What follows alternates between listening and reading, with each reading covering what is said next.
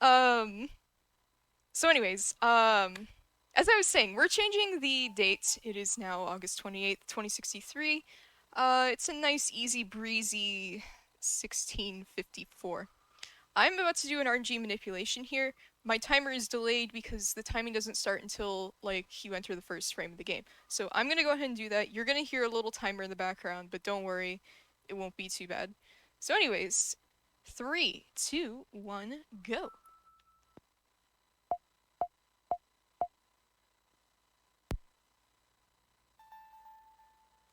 Alright. So this is Pokemon White any percent. Right now what I had to do was do an RNG manipulation. If you don't know what RNG manipulation is in this game or any Pokemon game, it's where you're trying to manipulate for results that you want or can predict. So in this case, I'm manipulating the starter. We're going to be picking Snivy. And if you're wondering, well, why are you picking Snivy? I will explain in a second as soon as I pick as soon as I pick the girl, because obviously that's faster. There's no reason other than, you know, being faster. It's definitely not because I like the girl better. But anyways, I have to check here really quick to make sure I hit the right seed. I did. The clock on this will face one of 8 directions, and what I was looking for right there was like the top right pointer. So that indicates that I'm on the correct seed. Now, we're starting in winter because winter will be the fastest season for us since we actually have to go through Twist Mountain, and Twist Mountain has like these snow slopes that like lets you go through the mountain really quick without having to hit any trainers or anything. It's a lot slower if you are not playing in winter since there's no snow slopes. So anyways, as I was saying, we're gonna pick Snivy. You know, just this lovable grass smug snake that everyone loves. And if you're wondering, well, why are you picking Snivy? Why not Tepig, you know, which is the normal Pokemon that you would pick in the previous route? Well, we're picking Snivy because Snivy's just better. Sorry. No, but actually, we're going to be switching to a different Pokemon later on, and we need a Pokemon for Cut for early game. And of the starters, only the 2 of them can learn Cut, which would be Oshawott and Snivy. Now, Oshawott, you know, Oshawott can learn Cut, so can Snivy, but we really don't want our rival to have Snivy, because Snivy is a really annoying mon to deal with. It's fast, it's very slow with its moves because it has stuff like Leech Seed and Coil and just some other stuff that we really don't want to deal with. So we pick Snivy so that we don't have to deal with Snivy, because if we don't, this Snivy's gonna outspeed us later on and it's gonna suck.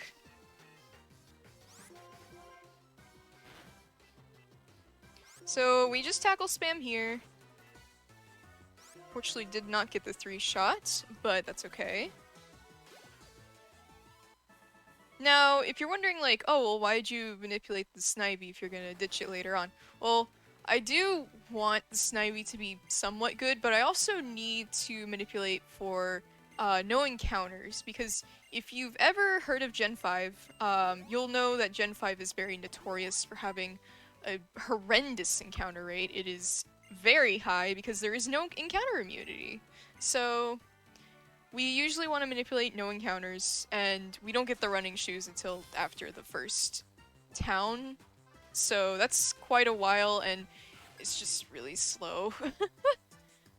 So this Snivy is not only manipulated, but I've also pathed out a place where I can walk that won't get me any encounters. Hopefully. Sometimes I can get some if I'm particularly unlucky.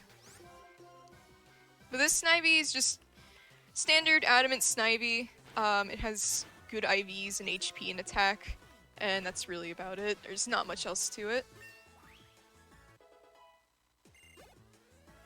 So we're gonna beat Sharon and Bianca here, who are our rivals in this game.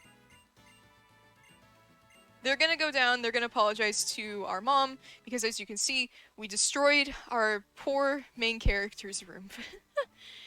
They're gonna apologize here, just begging for forgiveness of how they just let the room become a disaster. But the mom doesn't seem to really care because our mom is just really chill.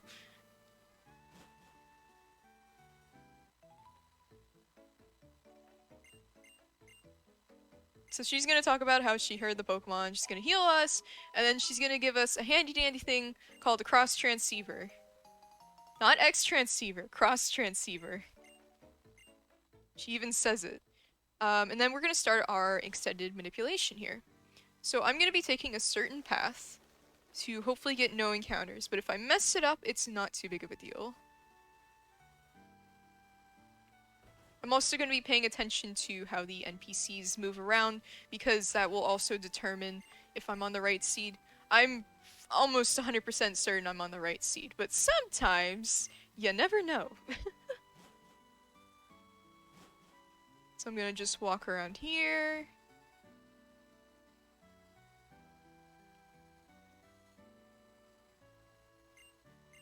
And Sharon's gonna go in with Bianca into the lab as we introduce ourselves to the professor after we just got our Pokemon.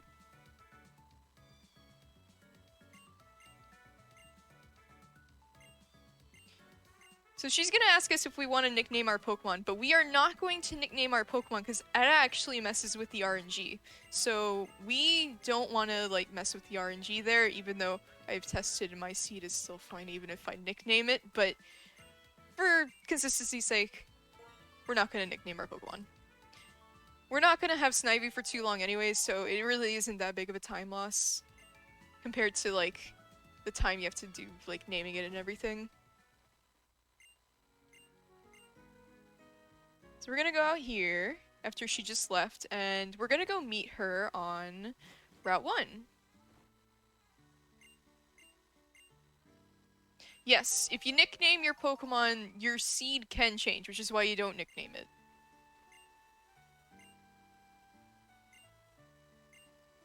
So we don't nickname it.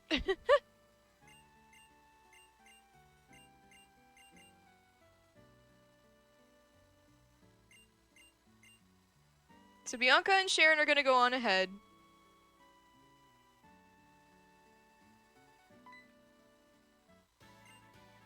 And I'm gonna try to mash somewhat fast here, because the RNG can be a little finicky if I don't mash fast enough. This game is notorious for having really bad mashing for a lot of runners. It will hurt your hands if you are just putting your all into it every single run. There's a lot of text and it's just hard on your poor fingers. So hopefully I managed to mash fast enough there, because if I didn't, then I won't get extended. If I don't get extended, as I said, it's not too big of a deal. There's not too much grass on this route anyways, so it's not too bad. Yeah, Gen 5 does not have an L equals A, so we have to mash with A and B, unfortunately, which will definitely make it really hard on the hands. And Professor Juniper is going to show us how to catch a Pokemon while we're going through all this. Not that that really matters. I mean, we all know how to catch a Pokemon, right? Do we all know how to catch a Pokemon? I don't know. We got a Pokemon, but I don't know if we know how to catch any. We kind of need to catch one later, too, in, like, about 4 minutes from now.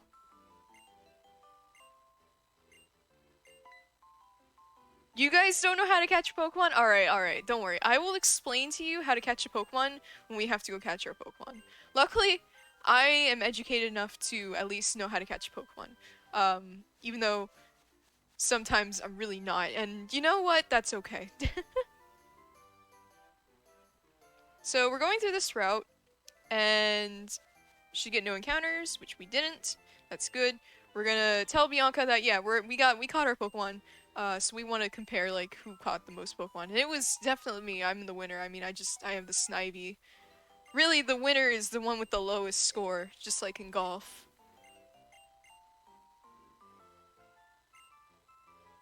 So we're gonna go to Accumula Town, which is the Furret Walk theme that everyone loves and knows. Unfortunately, you're not gonna hear it for too long, though.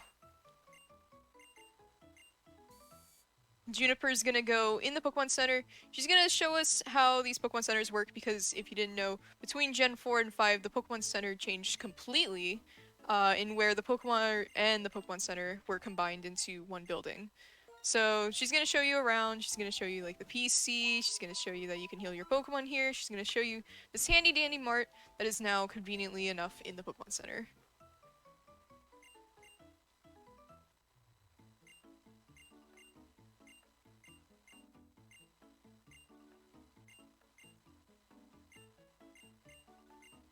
So here we're gonna actually buy some potions because we need some healing items early game, but we don't really want too many healing items. Because, like, otherwise we're gonna blow all our money. So, we're gonna buy 5 potions. We don't need Pokeballs, we got some, it's fine. I'll teach you guys how to catch Pokemon when we get there. Don't worry, I'm the professor of this game now. So we're gonna walk out of the Pokemon Center and these NPCs here are gonna be like, oh, there's something going on in the plaza, and our rival Sharon's here, and he's gonna be like, huh, here, come over here, like, look at this, look what's going on. And we're gonna see this dude with some wacky green hair talk about liberating Pokemon. It's like a presidential campaign, honestly. It's kind of wild. But, he's gonna tell us and lecture us about how we're treating our Pokemon very poorly by keeping them contained in Pokeballs, and how we should let them be free instead of doing such a thing. Because it's making them suffer.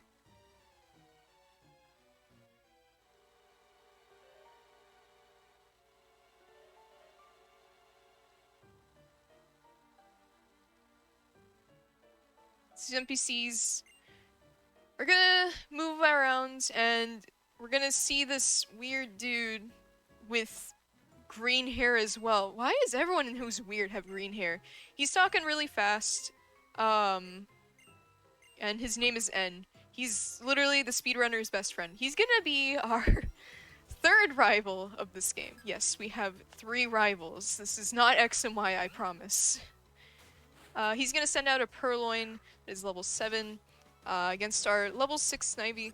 We're gonna Leer here first turn because this Purloin is very likely to go for Growl once first turn. It did not there, and I also crit it, so that's gonna be a 2-turn fight! Goodbye, Purloin.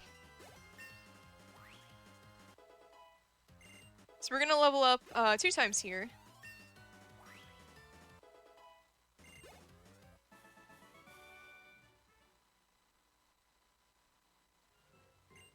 And he's gonna talk about how Pokemon are his friends, and then he's just gonna walk away. Weird. He's weird, man. You know? Anyways, we're gonna walk out of Accumula Town. I'm so sorry. Get the last of your Furret walks in if you really want to use that. But anyways, we're gonna walk out to the gate towards Route 2, which will be where we catch a Pokemon, and where I get to teach you guys how to catch a Pokemon. Our cross transceiver's gonna ring, and our mom's gonna be like, hey, I'm right here. Here's some running shoes. Take them and just run away from home. Run away to your heart's content. So, we're gonna run back into this gate because we're kind of homesick. But actually we're setting up for an RNG manipulation, and RNG does not advance in the gates. So I'm gonna switch my timer. And hopefully we manage to get this first try, but I do have to adjust my date here. So, soft reset there.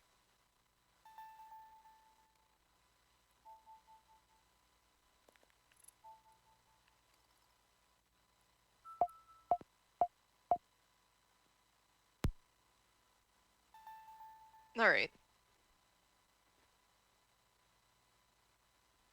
So hopefully we hit the correct seed. If not, I actually did prepare a backup cart. Just in case, because I've had that happen. For 30 minutes. That was not fun. Although I really shouldn't be nervous on my own channel. That'd be weird.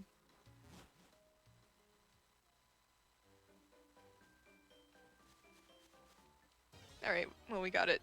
So anyways, I'm gonna teach you guys how to catch Pokemon. First, you encounter the Pokemon by RNG manipulating the game. Secondly, you throw a Pokeball at full health because it's faster to go for the YOLO ball, because what if it gets in first try? And thirdly, you don't talk because it's advancing RNG manipulation and messing up the catch thing.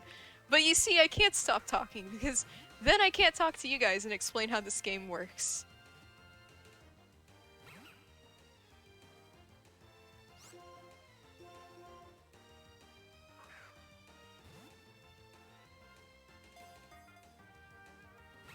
Okay.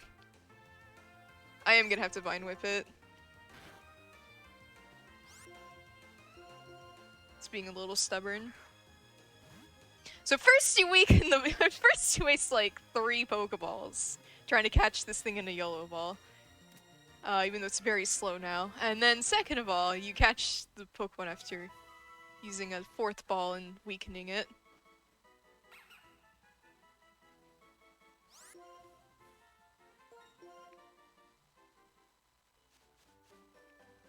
So here I'm going to be trying to continue my RNG manipulation a little bit, so I will focus just a tad bit here.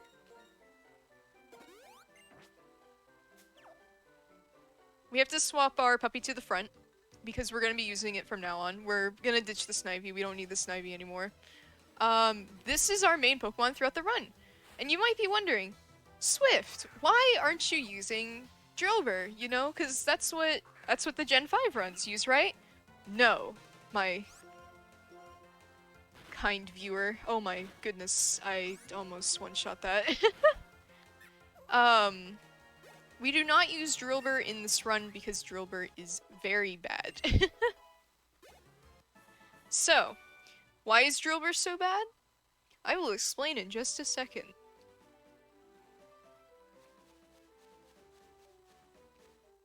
Okay. The reason why Drillbur is really bad is because Drillbur in Black and White 2 gets Iron Head. Now, if you didn't know, Iron Head is not a level up move for it. It does not learn it at all by level up, even in Gen 8. It only learns it by TM or Tutor. But there was no Iron Head TM as far as I know of in Gen 5. But even if there was, it's too out of the way to go get it. But there is a Tutor for it in Driftvale City in White 2. But that doesn't exist in White 1. So Drillbur is not great, and we use Iron Head a lot in White 2. If you've ever seen a White 2 run, most of the time we are using Iron Head or Earthquake, and the power points are really tight as well. So here I'm just gonna two-shot these Mons because I'm very powerful. This Lillipup is RNG manipulated, as I was saying. It is perfect in every single stat except special attack. And it's also adamant nature. So it's gonna hit like a truck. It also has the ability Pickup because Lillipup can get 2 abilities. It can either get Vital Spirit or it can get Pickup. Pickup is the faster of the 2. I'm gonna save here because this fight is not fun. Pickup is the better of the 2 because when Lillipup evolves, it can get 1 of 2 abilities. It will either get Intimidate or Sand Rush. And Intimidate is very, very, very slow. Oops. I didn't mean to say no. But, Intimidate will pop up a box as well as, like, do a whole animation for it. It's just very, very slow, so we don't want Intimidate. We want Sand Rush. Sand Rush doesn't play any animation, and also saves time, conveniently enough, on Route 4 when we get to the desert. That is a very scary Ember. So we're gonna Leer this, because we want to tackle it first, so we don't try to activate its Oranberry. Unfortunately, I activated its Oranberry, and I'm gonna pick up Beneath the Berry now, too. Conveniently enough to heal myself. I did unfortunately get a low roll there, but that is okay. As long as I didn't get burned. Getting burned is not good.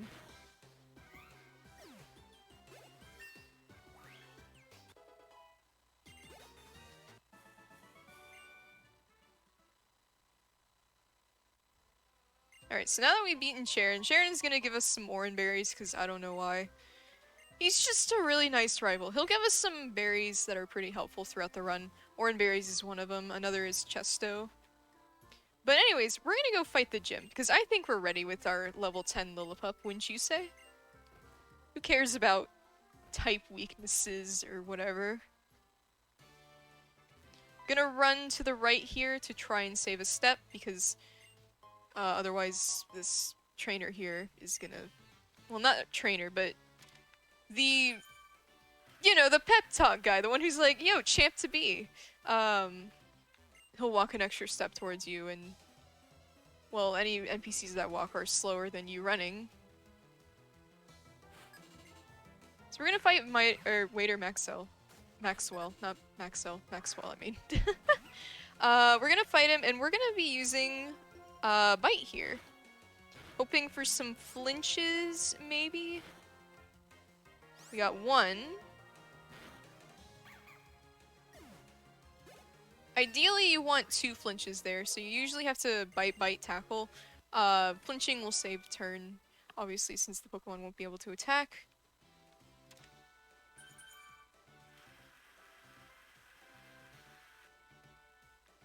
Then we're gonna fight this trainer.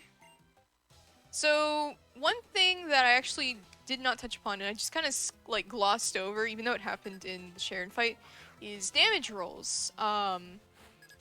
Now, if you've never seen a Pokemon speedrun, you might be wondering, well, what are damage rolls? Well, if you've ever played a Pokemon game, I'm sure many of you will have experienced a fight while you're playing where you knock the Pokemon into yellow HP, but then the next time you use that same move, you don't manage to KO it, and that's really annoying. That's damage rolls. So... Oh my goodness, that was close. Damage rolls can range from... Like, they have 16 different rolls. Think of it like a 16-sided die for D&D. You know how, like, you have the crit 20 and then the 1 as well? Think of it like that. The lower you roll, the lower your damage will be. The higher you roll, the higher your damage will be. So I'm going to save before this fight. I'm also going to heal because there's no way I'm going to beat this fight at 1 HP. And don't even try me with that, because that's not happening. We're going to heal our puppy. And save as well, because this fight can be a little terrifying if you get crit. All the early game fights are not that great. They're pretty scary.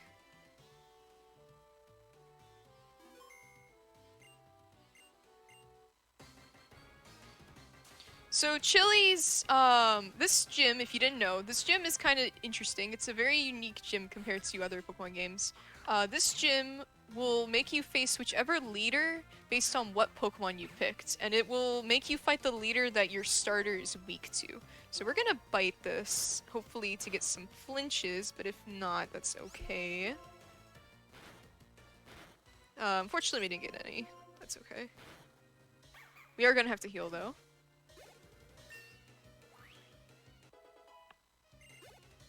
Which will put us a little bit on low healing items, but that's okay.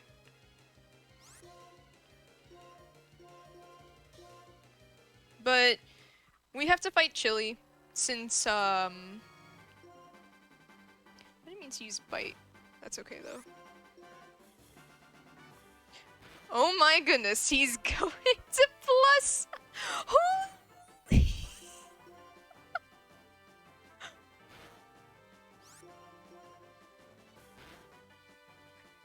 Alright, well, that's 1 death. I, was not expecting that. He usually does not go that high.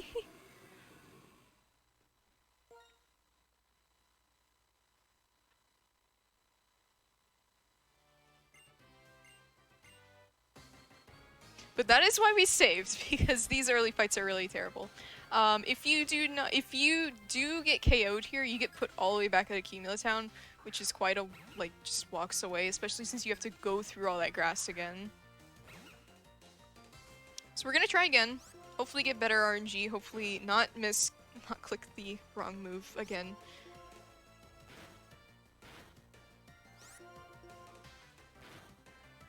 There we go.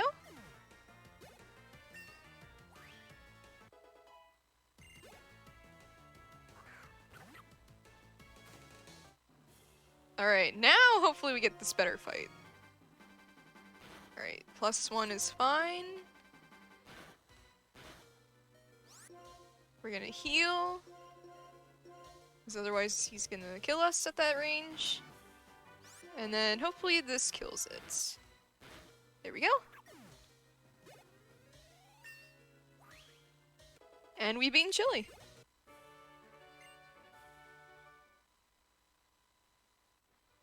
Normally the game wants you to go to Dreamyard first to get one of the monkeys in this game, which is the same like ace that these leaders use. Chili has Panseer, Crest has Pampor, and Silent has Pansage, and they're kind of like, they're all the same elements of like your starter. So they're pure grass, pure water, pure fire. And you get a free monkey from the Dreamyard, and they'll give you the one that your starter is good against. So that way that monkey is good against the gym leader's ace. So Fennel is gonna take us here if you don't know who Fennel is. Fennel is a scientist. She researches into the dream world and stuff like that, which is unfortunately discontinued as of this day. I dearly miss it every day. Dream World was basically a place where you could grow berries and get hidden ability Pokemon, which was a new mechanic introduced in Gen 5, hidden ability Pokemon anyways. But unfortunately, it doesn't exist anymore. So here we're going to teach Work Up to our puppy, and we're going to be using this move for the rest of the game. Put it in place of Odor Sleuth. Since we don't want Odor Sleuth, we're never going to use Odor Sleuth. And we're going to teach Cut to our Snivy, since as I said, we need a Pokemon with Cut, which is just the Snivy. If you didn't know, Gen 5 actually, like, or Black and White 1 anyways, Black and White 1 has completely optional HMs past this one Cut bush that is required here. This is the only time you are required to use an HM. Any other times you don't need Surf, you don't need Strength, you don't even need Fly to progress through the game if you really didn't want to use Fly, even though that's just really slow because then you have to backtrack constantly. I didn't mean to use Leer. That was my bad. Now I'm not gonna KO this in one hit.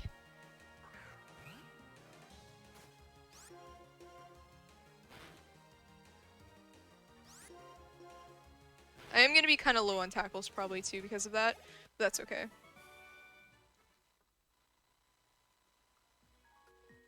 So anyways, we're going to cut the one single bush that we need to in this game.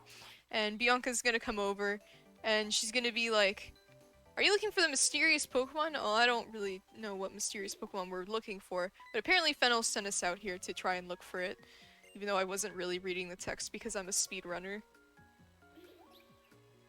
Oh, look, it's a Munna. I guess that's what we were after. Munna is a Pokemon that is supposed to emit Dream Mist. Its evolved form clearly shows that it emits Dream Mist, which is Musharna. A fun fact is Munna was actually referenced all the way back in like Gen 1, where there's a trainer or an NPC in that game who references like a pink Pokemon with flowers on it. Or wanting a pink Pokemon with flowers on it, and thus we have Munna, 5 generations later.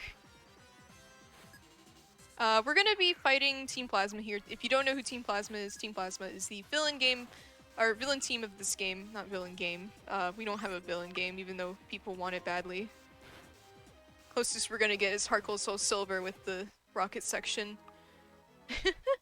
But, this is gonna be our first encounter with the villain team of this game, where we have to actually fight them and start to see, you know, maybe they aren't actually that great despite, you know, advocating for freedom rights of Pokemon, basically.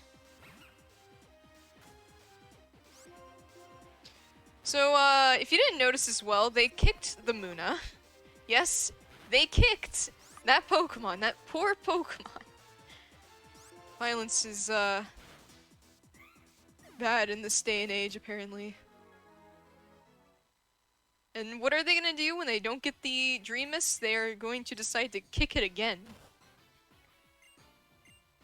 And Bianca's gonna tell them to knock it off. Getsus is gonna appear and start teleporting and multiplying in different places, which is really scary. How is he doing that? What human being could do that? Well, I don't know. But anyways, the Team Plasma Grunts are gonna run off. And it turns out, oh, it's not Getsus. We got debated. It's Musharna. It was projecting a illusion with its Dream Mist of Getsus. And Fennel's gonna come over, and Muna and Musharna are gonna run off together and leave this Pokeball behind. Well, I don't know why they're carrying a Pokeball while they're only meant for trainers, but you know what? This is a Pokemon game, and logic is out the door. But it turns out it's a Pokeball with Dream Mist in it.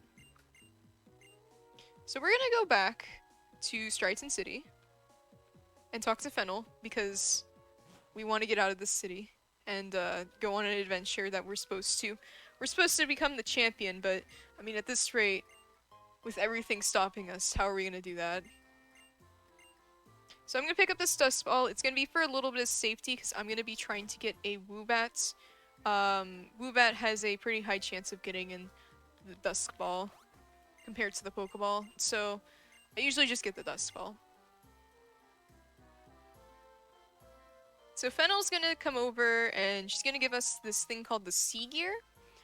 We do not want to turn the Sea Gear on. It is basically a wireless communication feature. Think of it kind of like the, I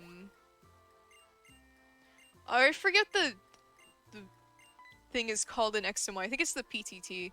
It's the little thing at the bottom screen that allows like wireless communications and stuff, as well as entering game sync and going to a thing called the Entralink, which we're not going to see in this game, unfortunately. But we don't want it on because it actually scrambles the RNG, which is really bad. We don't want that. Because that's just going to make it annoying. Not to mention it also lags the game. It's specifically noticeable in Chargestone. I'm also going to come in here and get some items really quick. So I'm going to get these super potions. I've forgotten how to menu because it's been so long.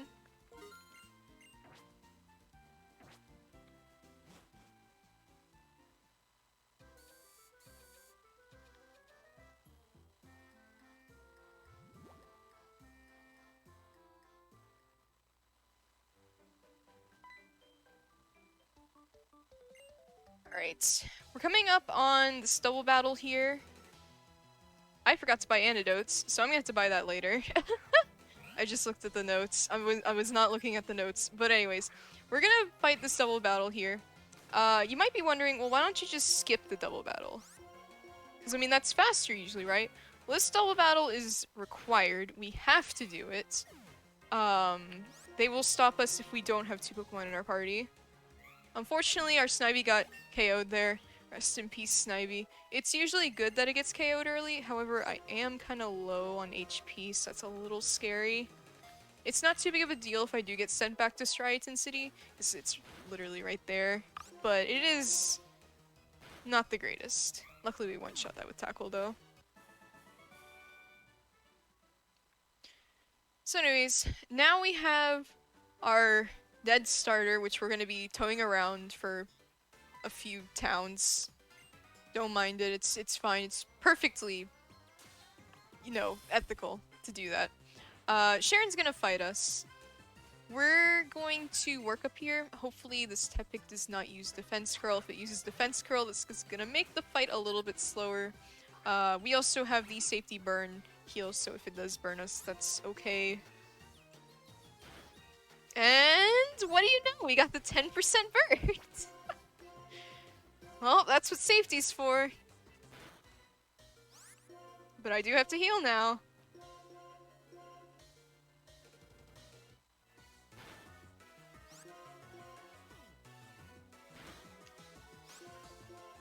Every time it uses burn, I die a little inside. Or not burn, it doesn't use burn anytime. Anytime it uses ember, I die a little inside. Because I'm scared.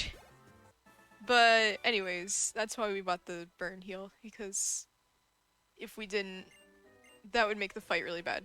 Because if you didn't know what burn is in this game, burn is a status condition. It halves your physical attack, which is really bad because we're using our physical attack for most of the game. To piggy's burn. But we don't want our attack halved because that makes us, you know, weaker. So, yeah. Just trying to justify my safety, which is a little bit of time loss. But you know what? Better than getting sent back to Striaton. Hopefully this is a bat that is not a bat that's a rock. We don't want Roggenrola. We're going to be going for a Woobat in this cave. It is a 50% chance encounter.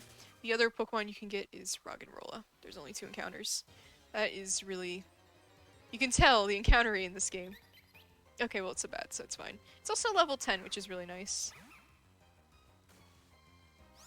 So we're gonna chuck a... Not a battle item in it. We're gonna chuck a dust ball at it.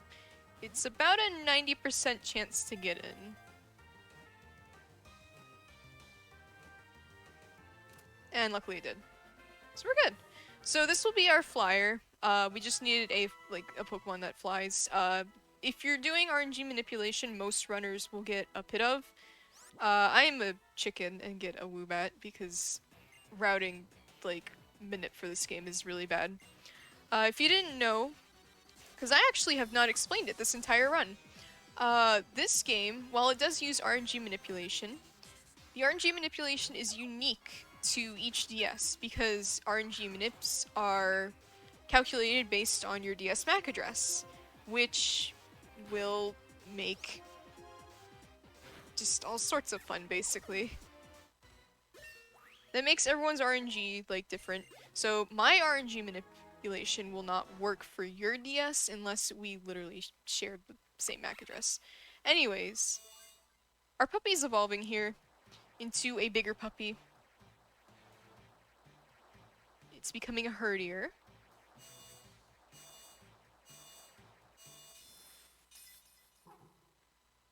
Oh, we're also fighting some Team Plasma Grunts. I kind of just glossed over it, but these Team Plasma Grunts actually stole a little girl's Pokemon, which is why Bianca came running, and then our rival Sharon also just kind of ran into the cave. Not really knowing any sort of safety. I mean, he could have just gotten ambushed. That would have been kind of dark. I mean, I wouldn't put it past them to put that in there, considering they put kicking a Pokemon in there. So they're gonna send out the double Patrat. I know, quite the scary combo. We're gonna bite this one. Unfortunately, it detected. So now we're just gonna bite this one. And to burn! Let's go, Tepig! That's a 10% chance to burn, by the way. Ember is 10% to burn your opponent. Which can be both great and terrible at the same time. It's great if if it's to your benefit, it's terrible if it's not. Alright, well we got the little girl's Pokemon back, so we're gonna go return it like the good people we are of this game, and we're gonna get out of this cave because we don't want to stick around.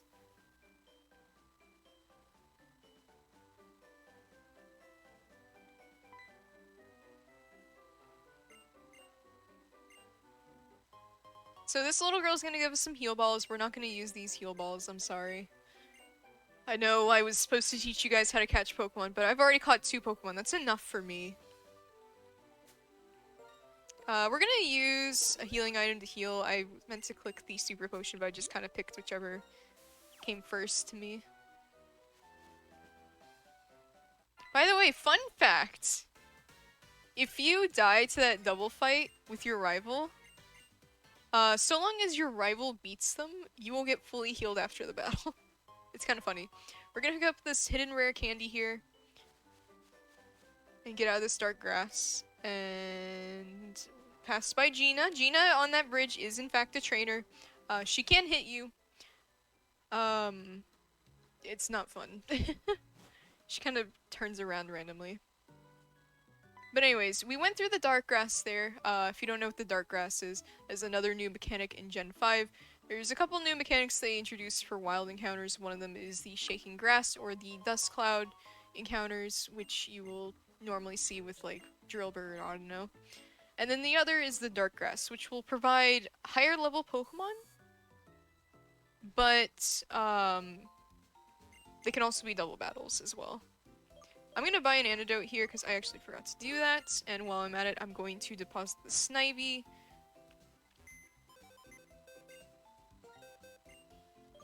Oops, I don't want to go into my battle box.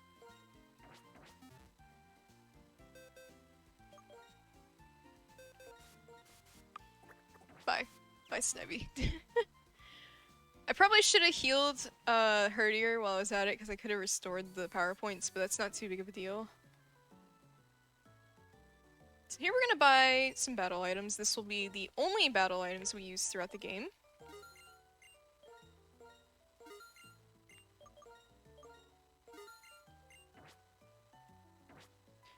So what we bought there was 3 X speeds, an X attack, and 4 guard specs, and that is all we need.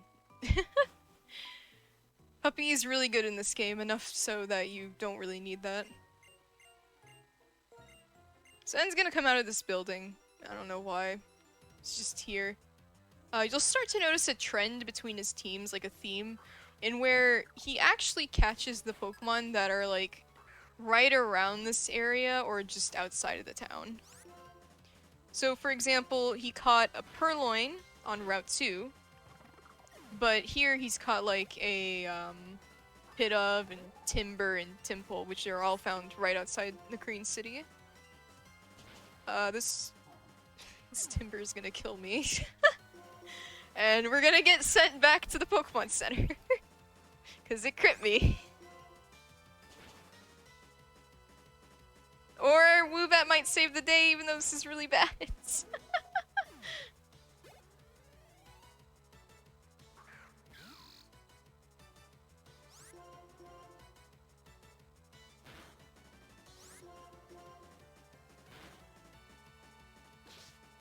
Bye-bye, Woobat. End it. End the pain. Alright, there we go. Alright. Unfortunately, we fainted. However, on the bright side, I bought some items in Nakreen City, so I'm gonna be sent back to Nakreen City. Which is exactly where we need to be.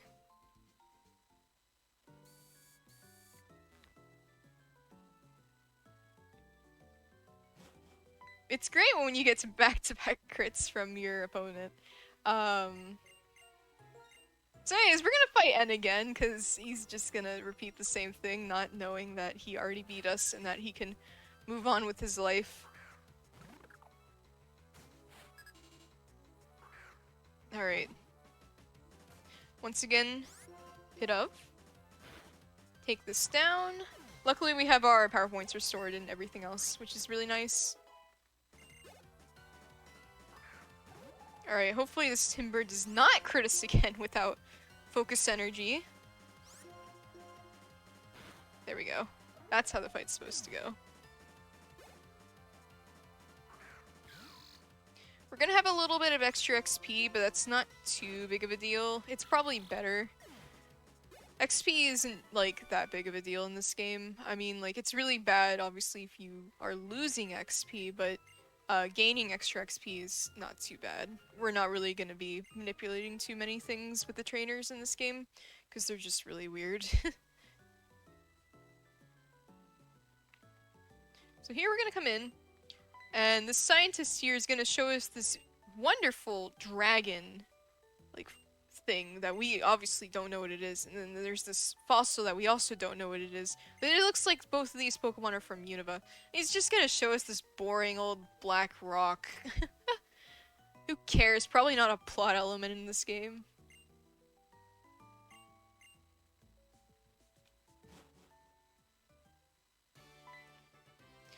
Once again, entering from the right, because we want this, I think it's Clyde to just walk less. So this gym's puzzle is using books. Unfortunately, we already know all the answers, so we don't have to do too much reading. I know people were really looking forward to reading this game, but I have to speedrun. I have to mash these tax boxes.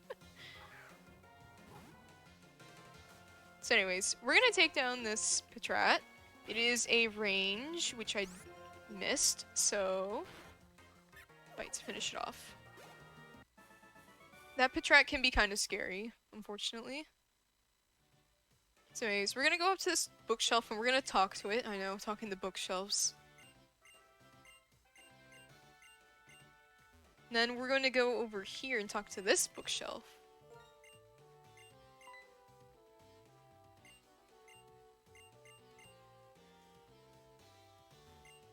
Oh, I forgot to heal. That's okay. So I meant to heal before this fight. I'll just heal in the fight. It's not too bad. Does kind of suck, but that's okay.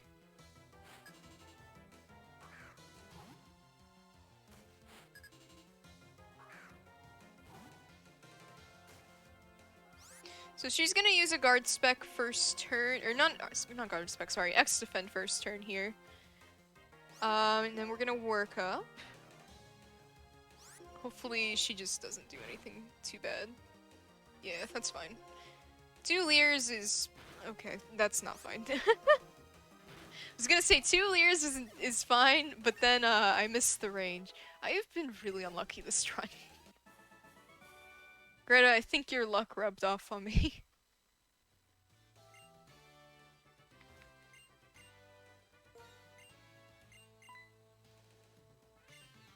I'm gonna miss the range on the 3rd gym leader too. Oops. Okay, yeah.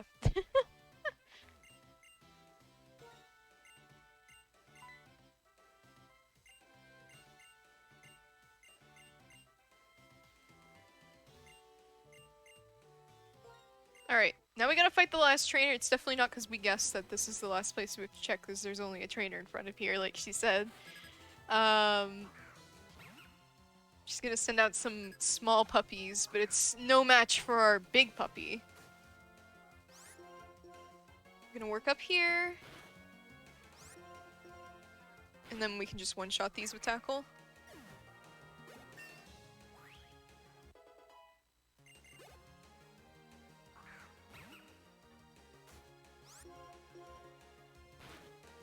So up next is Lenora. Lenora is a pretty terrifying fight.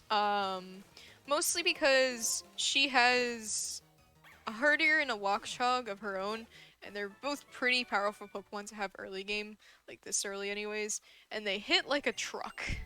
Not only that, but she has a move on her Watchog called Retaliate. Her Herdier has it too, but I've never seen her switch out, so... we're gonna wait for this cutscene of the bookshelf to move very slowly. But her Pokemon hit like a truck. 1 crit and you're usually taken out. We're gonna swap our Woobat to the front because Woobat is gonna save the day here for us. And we're also gonna heal again. And we're gonna save, just in case, because this fight is scary. I'm mostly gonna save for the first 3 gyms because the first 3 gyms are the most punishing gyms to get defeated in. So anyways, this Woobat here is going to destroy all her Pokemon. I mean, it's pretty crazy what happens. You'll just have to see, like, just watch, okay? First I gotta set up a guard spec though, because I gotta be a little bit safe. I don't really want them to be using, like, Leer and stuff. My Cantac got dropped, but honestly, that's fine. That's not a big deal. Oh. Oh. That's not good. Well, it wasn't supposed to kill our bat. Guess I gotta do a backup. So we use an X speed here, and work up times 1, work up times 2. While it just uses Leer the entire time. And I miss takedown like a dummy, because it's an 85% accuracy move.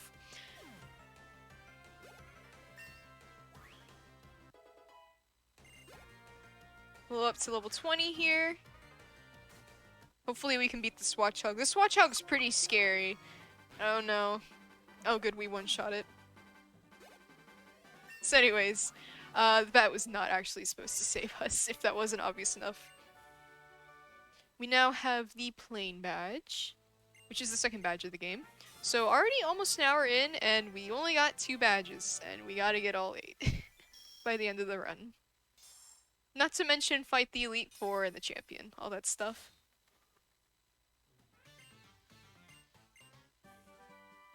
So she's gonna give us Retaliate, which is the move I was talking about. This move is pretty dangerous because if your Pokemon faints and the Pokemon that is sent out next uses Retaliate the first turn, it hits for more damage because it's taking revenge for that. It's a pretty scary move, and you really don't want to get hit by Retaliate by that Watchhawk. So anyways, we're gonna see Team Plasma here is trying to steal this Dragon Skull because they think it's the legendary Pokemon for some reason. I don't know why. I mean, I guess I can see it. I mean, like, I guess this kind of looks like the dragon on the box art. I don't know. Does that look like the box art Pokemon to you? I would have taken the fossil, honestly. That fossil looks pretty sick. But anyways. Berg is gonna come over. Berg is the 3rd gym leader of this region. He specializes in bug-type Pokemon. And we will be seeing him soon, because we're gonna be going to Castelia City, because this region is based on New York, specifically, like, around Manhattan, and Castelia City is just New York.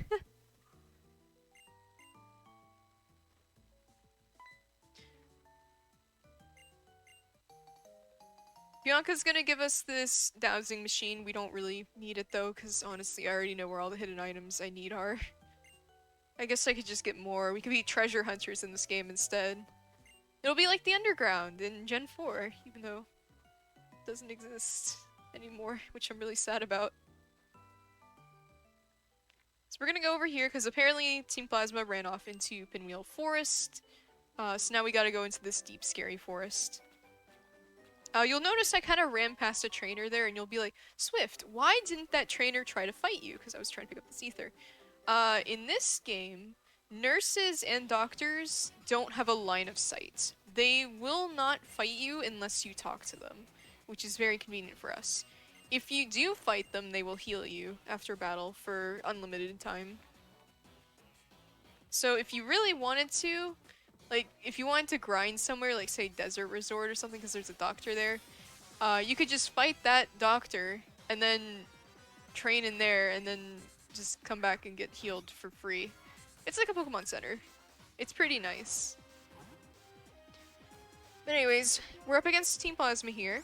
So we're gonna take down this crocodile and miss it, because this has been very unlucky RNG this entire game.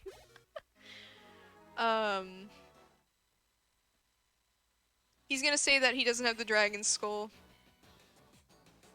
So we're gonna fight this girl because we think she has the Dragon Skull. I'm sure she does. I mean, I don't think this is gonna be one of those where it's like, oh, you have to fight 5 Plasma Grunts to get the Dragon Skull, right? Right? So anyways, she sends out a Purloin. We're just gonna one-shot it with Tackle, because Purloin is very weak in this game. And Puppy is very strong. Oh yeah, the Team Plasma Grunt theme, probably one of the best Grunt themes.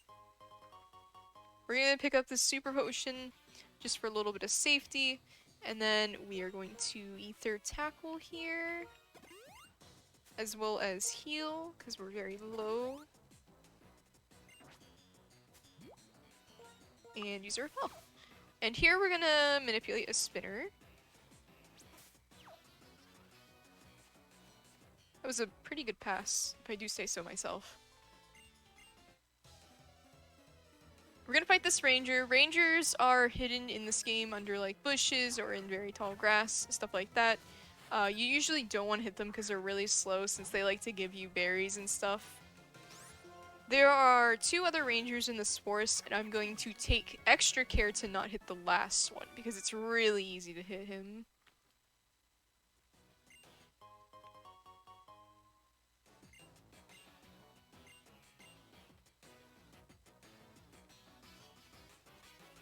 So there's one that I avoided there because I took an extra step outwards, if you saw.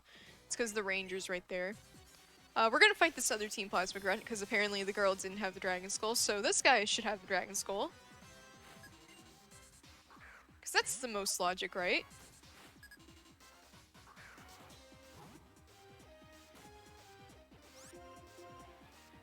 Did a nice tackle to the face. Thankfully it didn't use Detect. If you didn't know, so many Pokemon in this game have moves like Detect or Protect or Endure, and it is so annoying. Alright, so I'm gonna take care not to hit that ranger right there, who's like right outside the log. Wait. I cannot read donations, so I don't actually have the stream. So I guess I have to acknowledge this. Schultz! What the heck? I can't change the goal. I'm speed running. Thank you, Schultz, for the super generous donation. Why did you you didn't have to do that. Oh my god. Oh, I meant to bite that. That's okay. Well, we're gonna deal with a already hit goal for the next like 2 hours.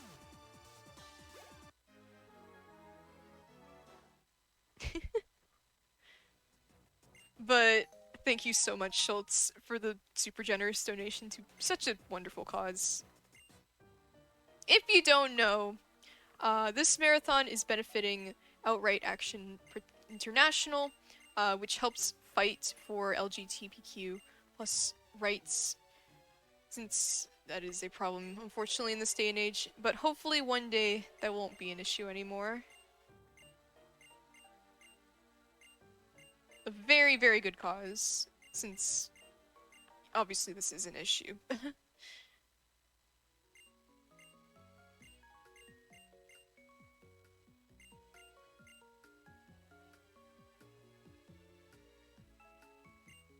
We need a new goal. I'm sorry, I can't edit the goal right now. I'm doing the marathon itself. I'm the only one who can edit it, and I can't do that right now.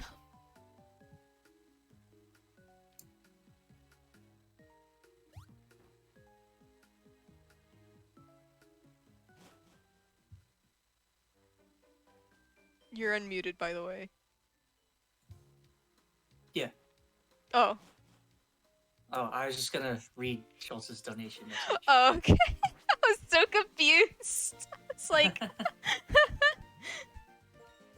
Yeah, so Schultz's message is just Swift. His message. Swift. Good message. Schultz. I was really confused. I heard someone unmuted and I was like, okay, what's going on? Alright. It's time for everyone's favorite area, which is Sky Arrow Bridge. Sky Arrow Bridge has one of the best themes, so I'm just gonna be kind of quiet while you guys can enjoy the music.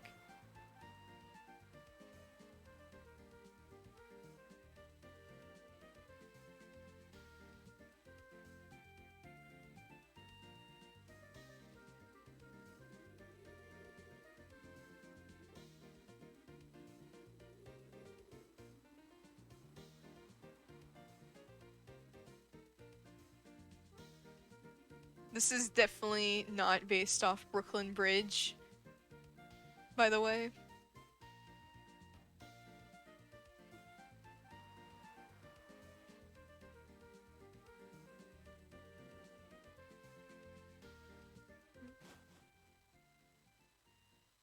Anyways, we're at Castilia now.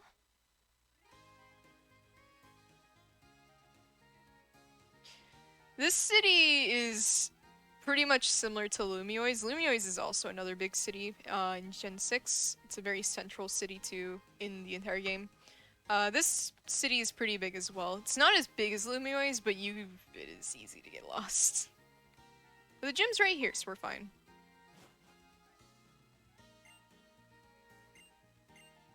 Sharon's gonna walk out.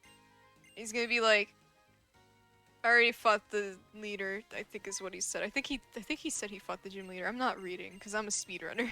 I don't read. This game can't stop me, because I can't read.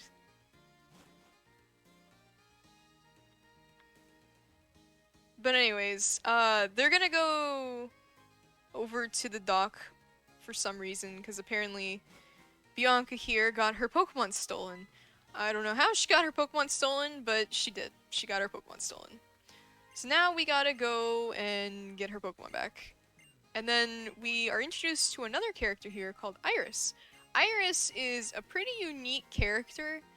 She appears in both versions of the game, both in Pokemon Black and in Pokemon White. However, her role in both versions of the game is different. In Pokemon Black, she's just an NPC.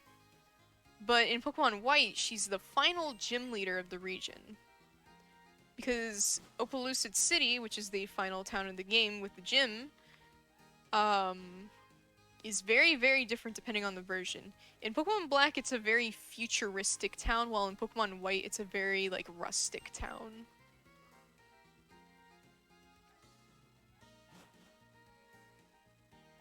Oh yeah, we got the skull back. I almost forgot to mention. I kind of wasn't caring because we fought so many. We got the skull back and we gave it back to Lenora in Pinwheel Forest. Anyways, Team Plasma here is gonna block the way because apparently they really don't want to skip, like, get this Pokemon back, which is bad. This Sandile does not have Intimidate, so I can actually tackle it instead of rely on the ever so unreliable takedown. As I said, takedown is 85% accurate in this game. It is a blessing and a curse in disguise.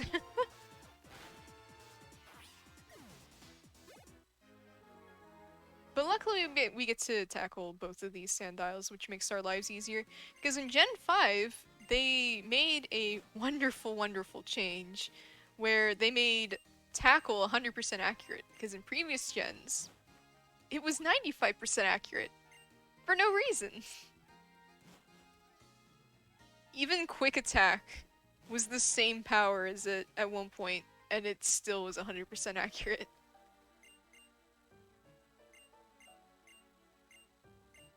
So anyways, we find Getsus in here with his 2 sages. There are 7 sages in all in this game. We're not really going to be seeing them too much. Honestly, they don't really appear too much in this game. I don't even remember all their names. I know Rude, and then that's it.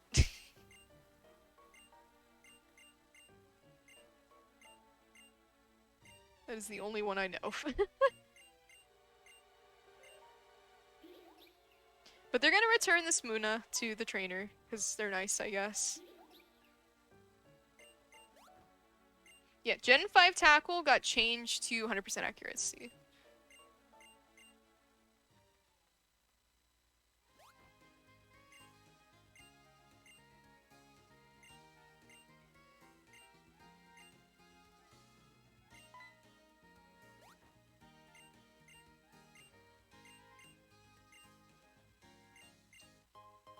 I don't know if the power got nerfed because I forget.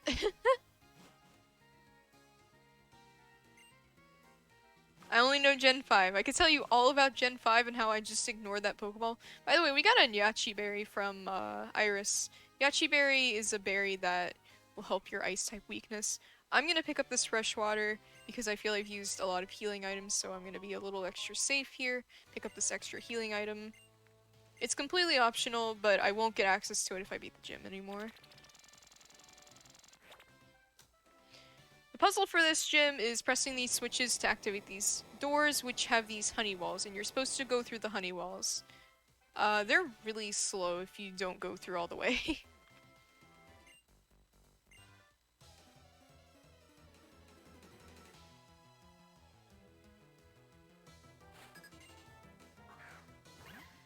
Jim's reminding us to hydrate. I got a glass of water right here. Please be sure to hydrate at your house. Get some water. It's important to take care of yourself.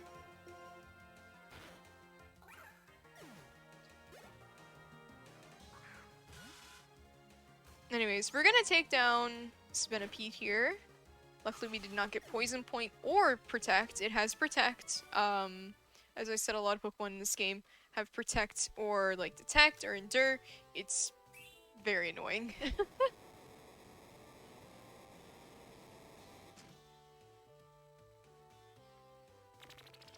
I feel so bad not thanking for any of these subs or bits or anything.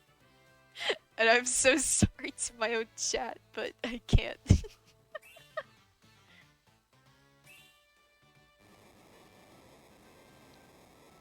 Anyways, we're gonna go in here, we're gonna press the switch, because we gotta open this final door, because this door leads to Berg.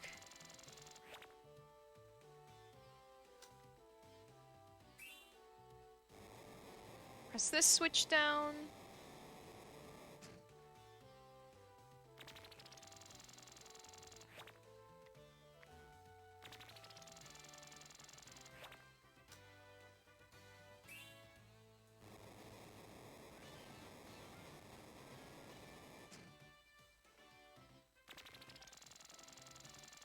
Not much going on here, unfortunately. Oops, okay.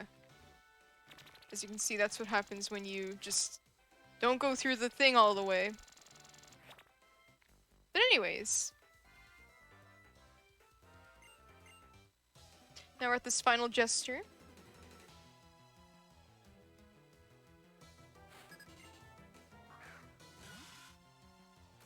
It's gonna send out a Venipede. As I said, these things have Protect or Detect or these annoying moves, which is really bad, as you can see, because I used it right there.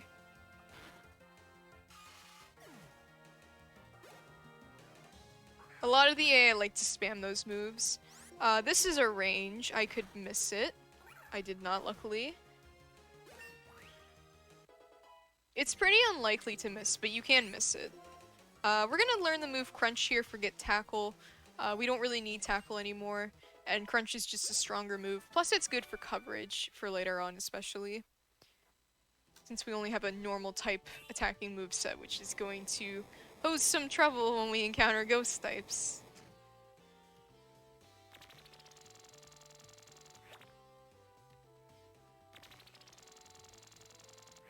So anyways, now we're at Berg. I'm gonna heal here, as well as save, because this fight is pretty scary. It, is one of the worst fights in the game. This fight requires 6 turns of setup.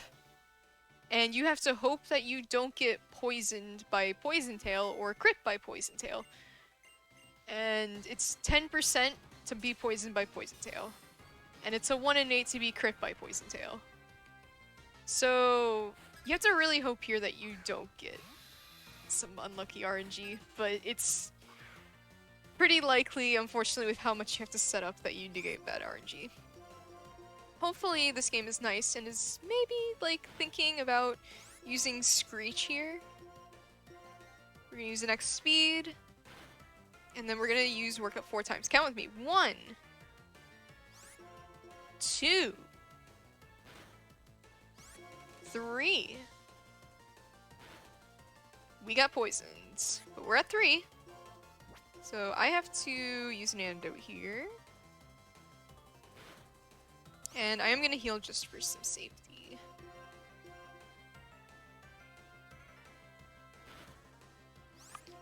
Then we do the 4th one.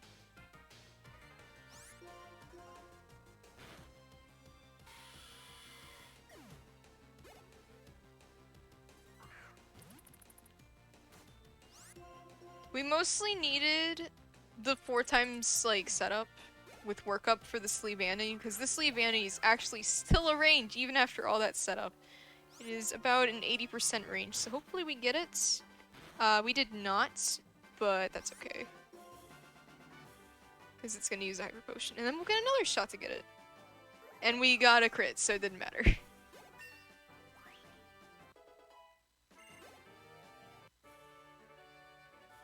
And that's Berg done. So now I got 3 gym badges an hour in, but we still have 5 more to get, as well as the Elite Four. I wonder if we'll be able to get it in those, like, 2 hours that we still have on the estimate.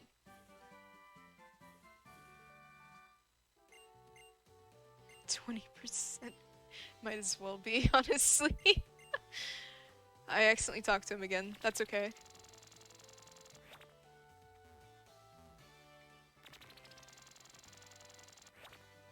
So anyways, we're gonna pop out of here.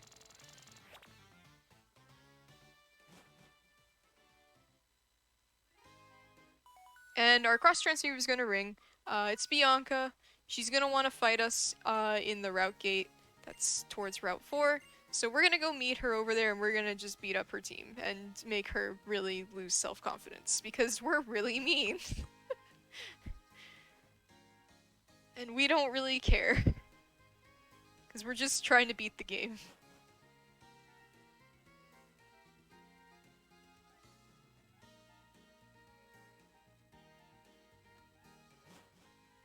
I'm gonna use a repel on this tile here, as well as heal, because I did take quite a bit of damage. This is to set up a spinner pass that's coming up.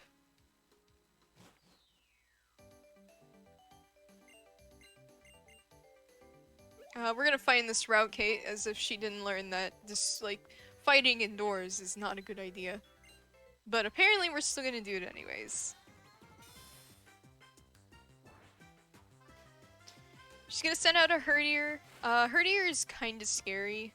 It has takedown, just like us, obviously. So it can be a little terrifying.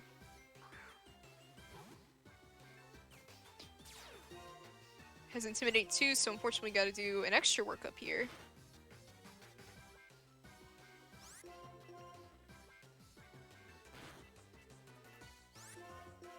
Luckily we didn't take too much damage, so now it's dead.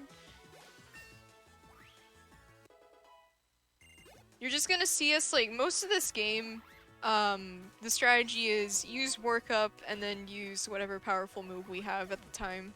So you'll be seeing us change our moveset around just a little bit, not too much. Like, the moveset we have right now is almost finalized. 2 of the moves that we have right now are gonna be taken with us even to the end of the game, which would be workup and crunch.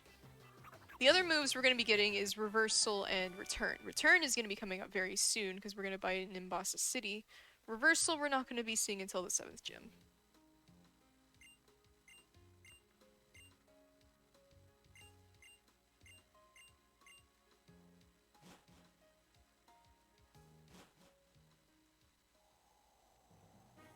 And right after one rival fight, we gotta do another.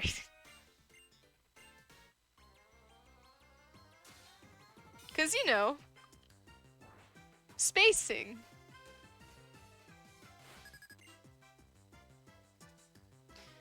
Shannon's gonna send out a Pit of. Pit of is kind of scary. It has an ability called Super Luck. Super Luck, like, ups your crit rate. It's pretty terrifying, since if you get crit a bunch, it's gonna really hurt. As you can see, we're not taking damage from the Sandstorm thanks to our Sand Rush ability. Unfortunately, use Quick Attack. That's okay, though.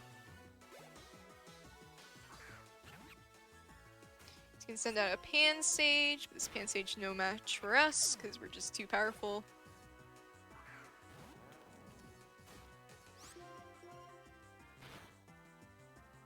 Unfortunately, we are short a Retaliate, which is not very good for an upcoming Plasma fight. However, that's okay.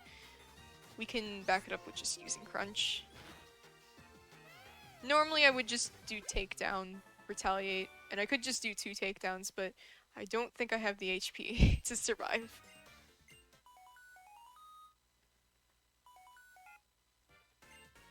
Anyways, our cross transfer is gonna ring again.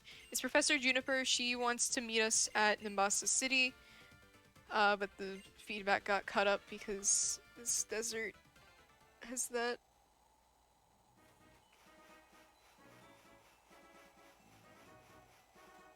So we're gonna do a spinner pass here.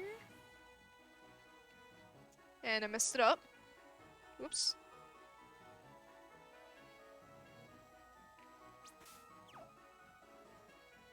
There we go.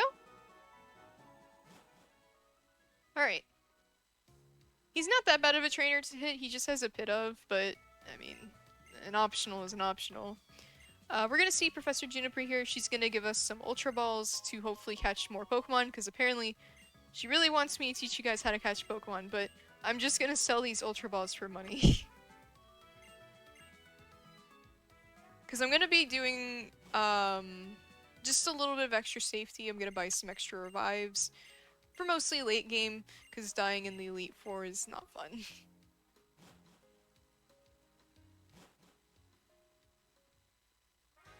So we're gonna walk up here, and we're gonna see T-Plasma harassing an old man for some reason. Apparently he really wants the Pokemon from the daycare. I don't really know why they'd want a bunch of baby Pokemon, but okay.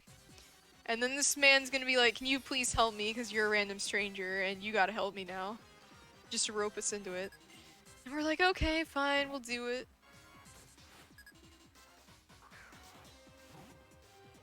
So Team Plasma sends out a Watchhog, and it also has a Trubbish in the back. I crit that, which is really nice, because that is not usually a one-shot. Now I can take this down safely.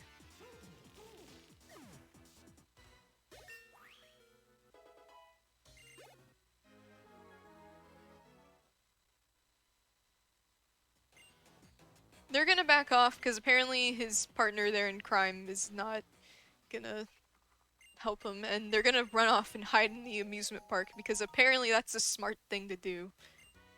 The daycare man's gonna give us the bike, which is a really useful item.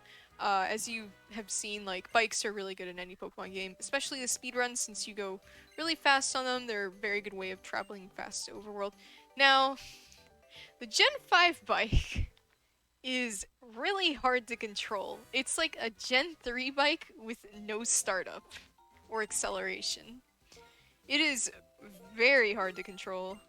And you're gonna see me probably complaining and saying how my worst enemy is these one-tile doors. But anyways, doing a bit of shopping here. I need to sell. I actually forgot to do that. So we're gonna sell these Ultra Balls. And get these revives.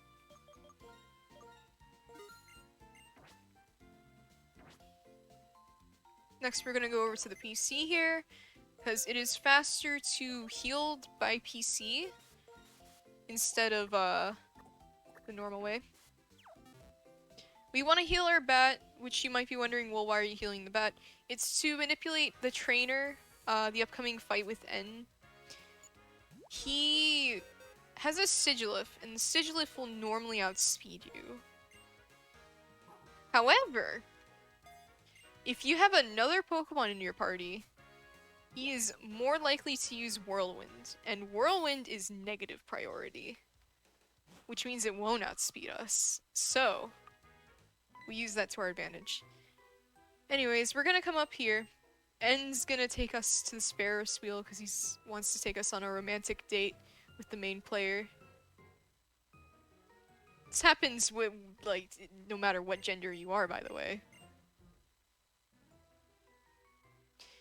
He's gonna tell us how he's the king of Team Plasma. Shocker. I never saw that coming. I mean, definitely not. The green hair gave it away. And he's gonna talk a little bit more about his ideals and stuff like that. I know, completely shocking. I didn't see it coming. He's gonna get all philosophical with us, which, I mean, is just gonna go over my head. Because it's a date. I mean, what? You're supposed to get lost in their eyes, right? Anyways, N wants us to cover for him, so we'll play along, I guess. Because, I mean, he did take us on a nice Ferris wheel date. He's gonna fight us with more Pokemon that can be found just outside the city, which is Sandile, Darumaka, and Sigilif. You'll also notice that I taught Return. We are going to be using that move throughout the rest of the game.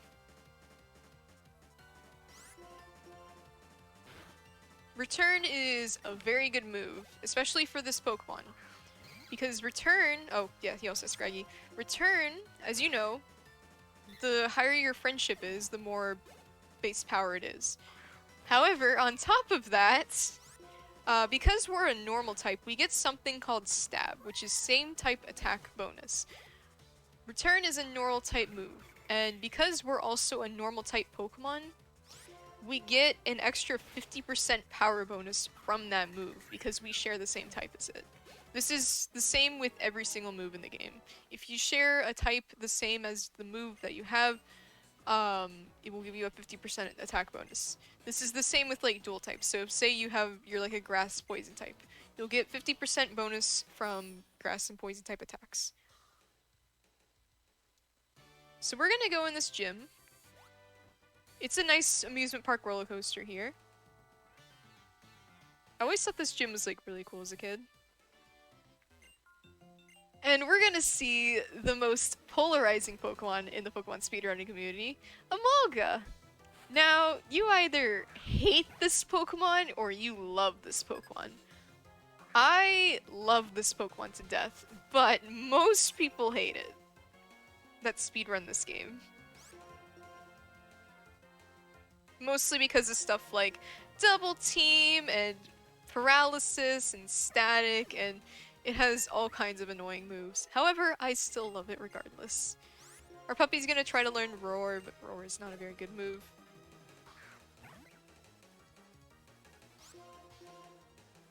Malga is very cute, and you can't convince me otherwise.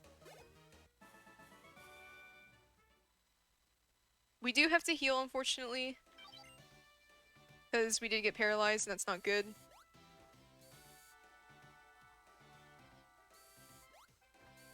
So this roller coaster is going to take us over here to this rich boy. This rich boy luckily just has a Blitzel, so it's actually not too bad of an idea to just use a paralysis heal here, because that's just going to save some time.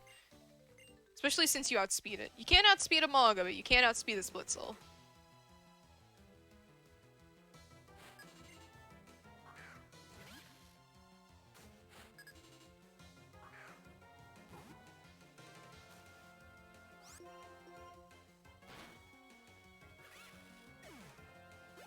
Not much really going on right now, just kind of beating up these trainers. There's some hiding in these cars as well. Pressing the switches to help switch the tracks, and I wait for the carts to come over here. So this one has a trainer in it. He also has a Blitzel. Fun fact, this trainer is still here in Black and White too. He still has a Blitzel as well. The same name and everything. It's actually kind of funny. In the same car as well. Wonder if he gets sick of riding it after 2 years. So Blitzel's really nice, as I said, because it can't paralyze you. It only has Motor Drive and Lightning Rod as its abilities, which neither of those will hurt you, luckily.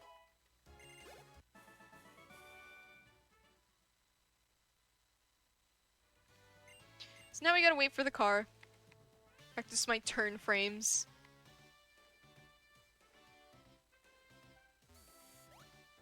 We get to see this really sick cutscene of like going up the roller coaster.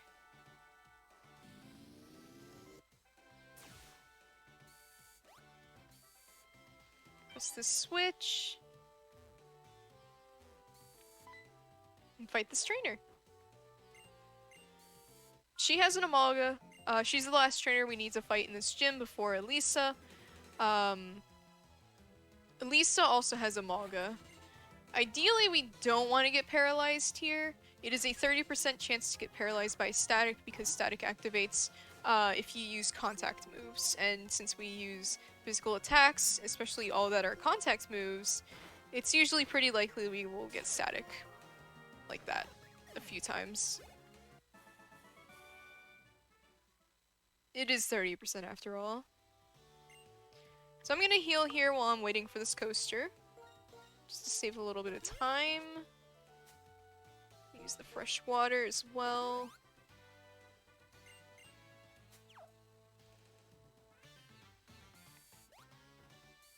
And watch this cool loop-de-loop cutscene as well.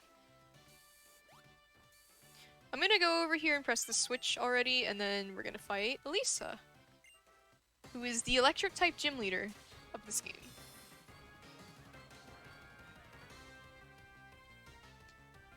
Now, Lisa's gimmick is she tends to use Volt Switch a lot. So Volt Switch is a move where it's kind of like U-turn. You use it and your Pokemon will switch out. So we are going to use an X-Speed here, and then she's gonna Volt Switch. Volt Switch luckily cannot paralyze you, but it is kind of annoying because it does have another cutscene. Now we're all set up. So we're gonna use Return. It's one down.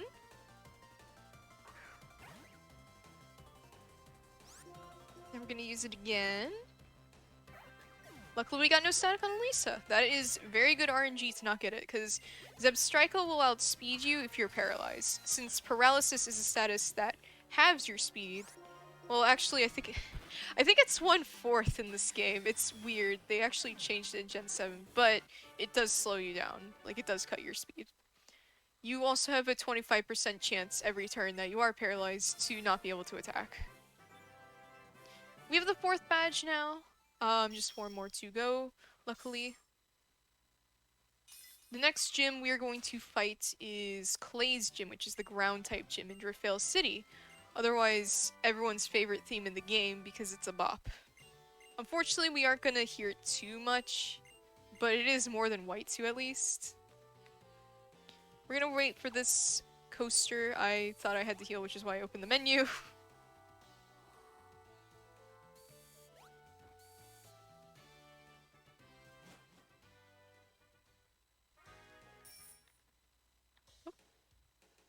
It's on the right tile.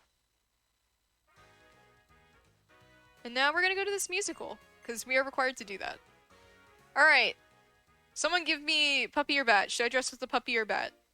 Make it quick. You only have like a few seconds.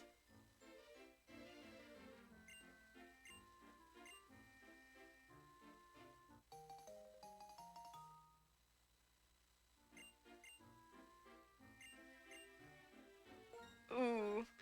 Puppy was the first answer. We're gonna go with puppy. I'll give him a nice top hat. There you go. I don't normally do that.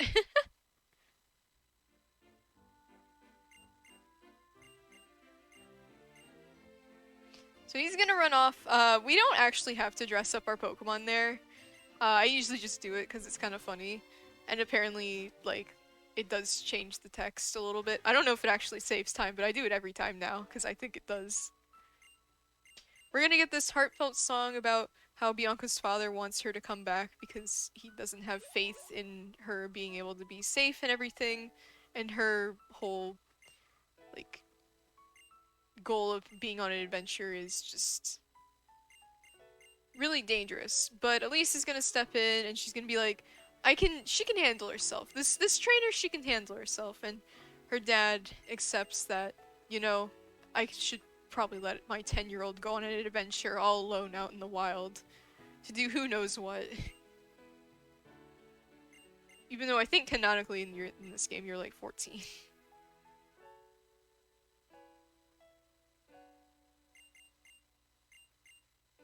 So Bianca's gonna walk away after talking with her dad. We're gonna head over here because we need to go to Driftvale City.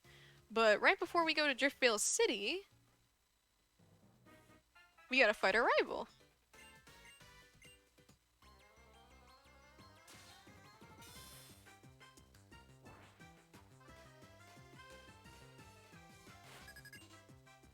So Sharon this is one of the only fights where he sends out Lipard first turn. Lipard is extremely likely to go for Fake Out, so we set up an X attack here rather than use Workup, because that. Unfortunately, we got subjected to Torment. Torment is a move where you cannot use the same move twice in a row, so I will have to interchange my moves a little bit here, but that's okay, because we're gonna get healed after this fight as well.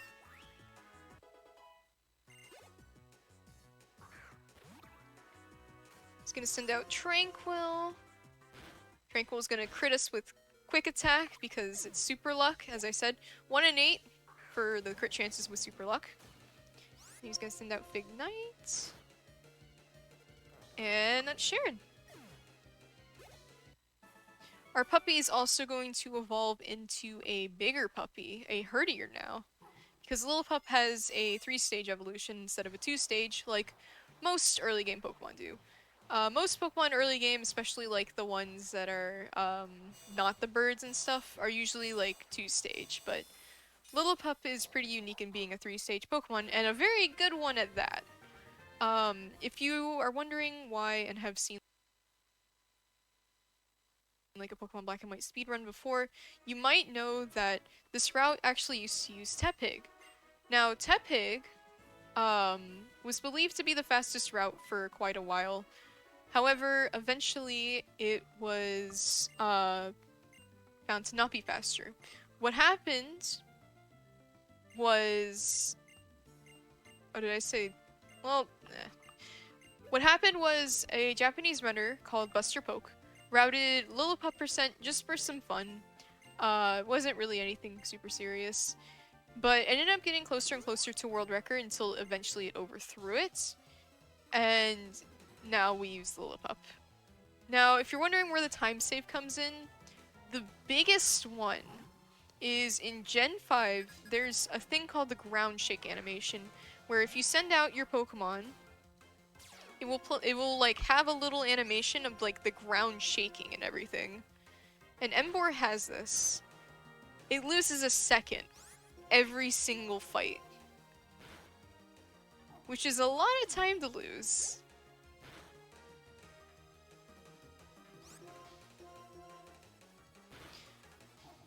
Stoutland luckily does not have this, so we can save some time over that. Not only that, but Stoutland can much more easily deal with some Pokemon that Emboar previously struggled with, such as Jellicent.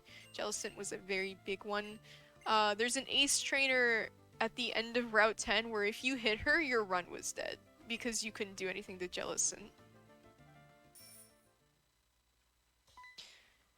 So we're gonna go over here. We're gonna lower this drawbridge. This drawbridge is a nice pretty cutscene depending on what time of day it is in the game.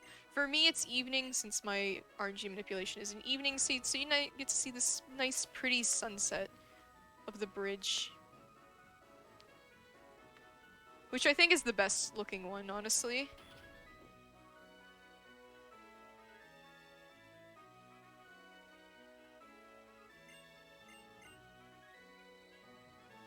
Lisa's gonna walk back to her gym. Sharon is going to go to Driftvale.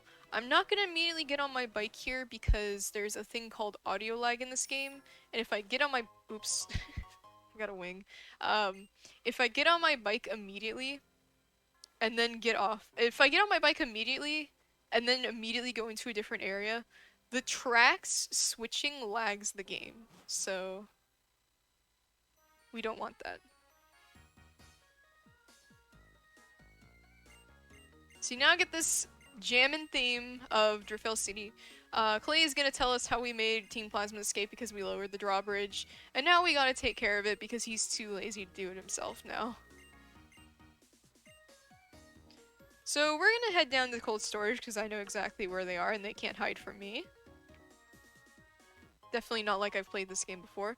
I'm gonna grab this PP up out of the trash can. Because we just dig through trash. It'll be very useful later on, because we're going to be using it on return to increase the power points of it. Here I gotta do a spinner pass.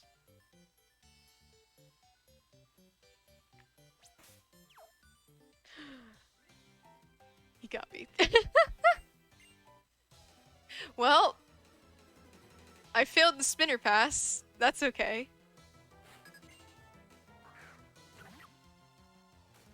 He doesn't have too many Pokemon. It does kind of suck, but it's okay.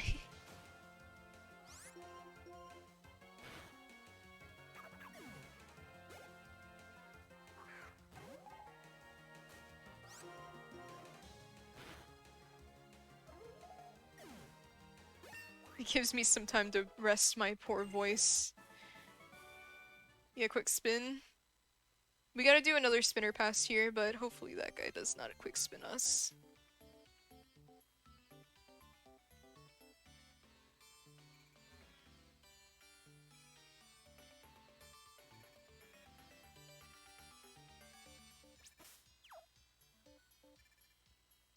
I decided to walk an extra tile just to be extra safe.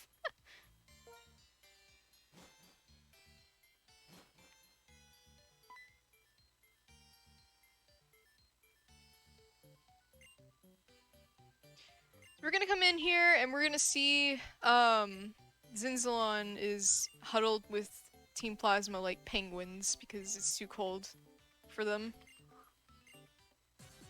And now we gotta do another Plasma Gauntlet. We gotta fight these 4 Plasma Grunts who usually have the same Pokemon. It's usually like Trubbish, Crocodile, Watchog, Liepard, Scraggy. I meant to use Retaliate. That's okay.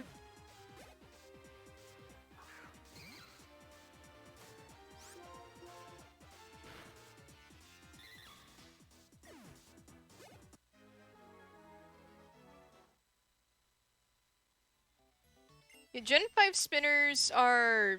Oops. I didn't even know that was ice. I didn't even know that was an ice thing. Well, I learned something new today about this game.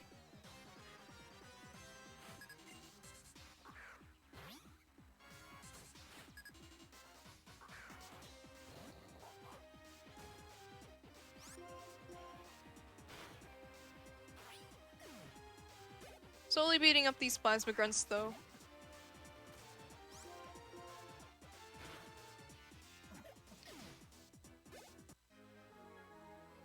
You'll see like a lot of Plasma Grunts in this speed run that are like gauntlets and stuff. There's at least 2 more I can name off the top of my head.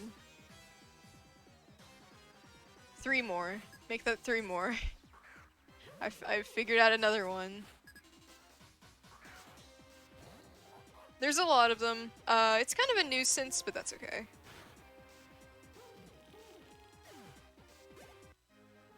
But yeah, Gen 5 spinners, I don't know exactly how they compare to the other games, but they behave mostly just like any spinner, except Gen 2. Gen 2 is the only one where their spinners are terrible.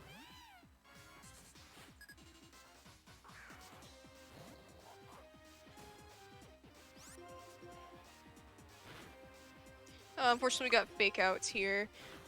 Something to mention is these Plasma Grunts are random AI. They kind of act like a wild Pokemon. They are 25% to pick any of their moves. And they will pick them randomly. This can be both great and bad in some cases because we really don't want fake out, but sometimes they go for fake out. Clay's gonna drag off the Team Plasma Grunts and Sage here, because Zinzalon's a Sage, one of the 7 Sages. And it looks like our work here is done, you know? I mean, we helped him arrest these bad guys, so, you know, we probably won't see them again, right? Sharon's gonna be like, it's too cold, I'm getting out, which I don't blame him. It is very cold in here, even though I can't feel it. So we're gonna get out of the cold storage.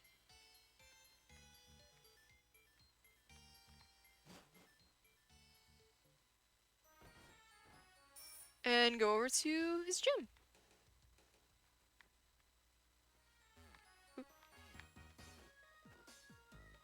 Oh, but what's this? He's confronting Getsus, and Getsus wants his goons back. And apparently Getsus has enough to twist his arm that Clay has to give his goons back after we went through all that work to arrest them and how he complained that we let them free. Now who's the idiot, Clay? Now who's the idiot?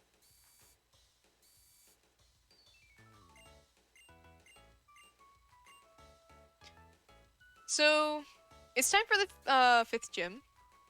This is my favorite gym, the DS Pad gym, because these Platforms look like DS pads. Honestly, they kind of remind me of the Gen 4 gym. With the Seal gym. I already forget his name, but you know what I'm talking about. That gym. Except instead of being a Steel type gym theme, this is a Ground type gym theme.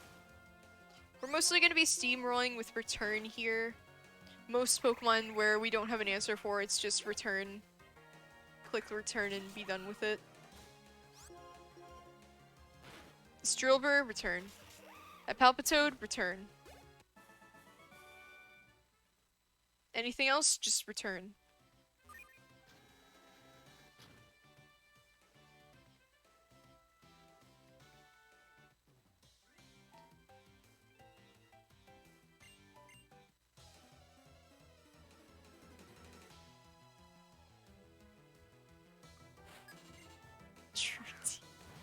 I mean, I guess you could say it's the true D-pad, but I don't think it looks like the D-pad of... Like, Draydon's gym doesn't look like a D-pad, but the platforms in this gym do look like a D-pad.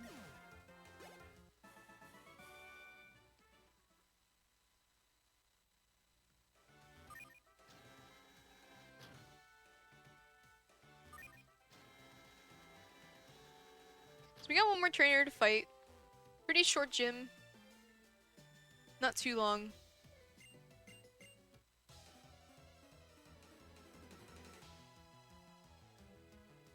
Clay is... He can be scary if you're not careful. He has an Excadrill, and Excadrill is a little bit scary, because as you know, Excadrill's a really good Mon. You know, with Iron Head. Without Iron Head, it's not very good, but it still has a lot of attack. Oops. Cannot use my D-pad, apparently. And Excadrill, Clay's Excadrill has Hone Claws and Slash and Rock Slide and Bulldoze to slow you down. It is not a fun move set by any means, since Slash has a very high crit rate. Hone Claws is very scary since it raises your attack, and Rock Slide sucks because it can flinch you. It has a 30% chance to flinch you anytime it's used.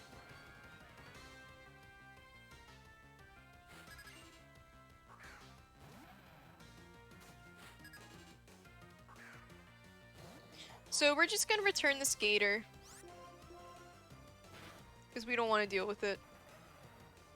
And we're gonna set up on this Palpitoad instead.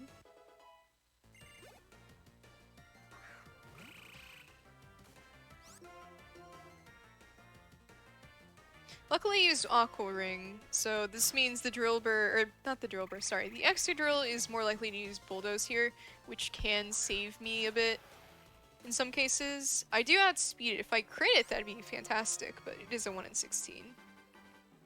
Did not crit it, and it also did not use Bulldoze, so very clean fight.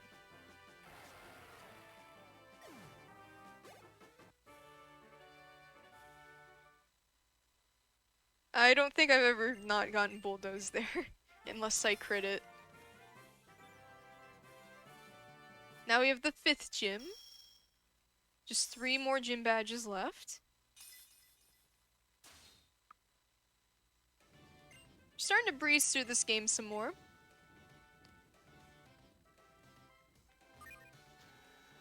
Gonna exit out of this gym.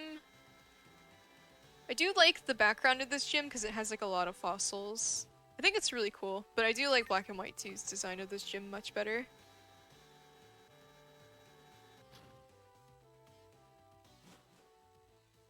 So we're gonna hop on out of here, and we're going to stop by the Pokemon Center to do some shopping.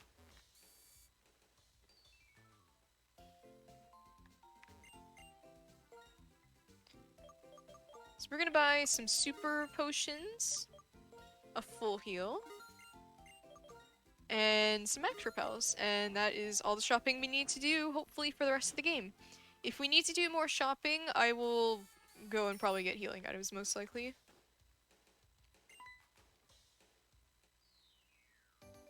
Bianca's gonna come over, and she's gonna fight us, because we have, our fancy new badge, and she's like, oh, I can't get distracted by your fancy new badge, I gotta fight you. Ah. This is the only Bianca fight where we only have to set up one turn after we already have like work up and everything. Because usually we have to set up 2 turns. But this is the only one where we only have to set up once. So she's gonna use work up. We're gonna return the Herdier.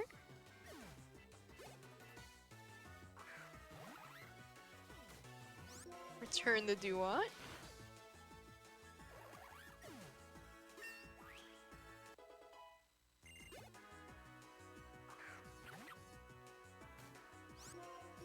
Crunch this Panseer. And then we have to crunch the Smooth Sharna. It is a range. It's about an 80% range as well. It's not too bad if we miss it.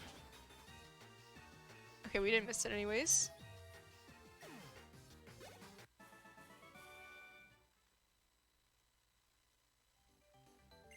So we're gonna head over to Chargestone Cave, which is gonna be where one of our 3 plasma gauntlets are left.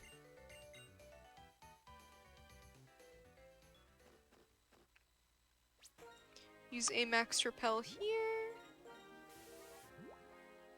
And use a super potion if I can find it.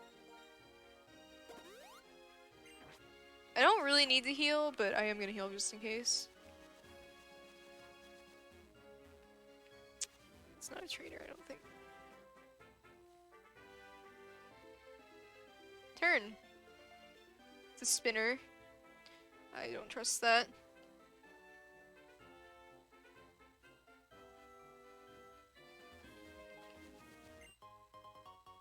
We're gonna pick up this elixir really quick. Have another stare down with the spinner. Not really though. Where's the ranger? Where's the ranger? Okay.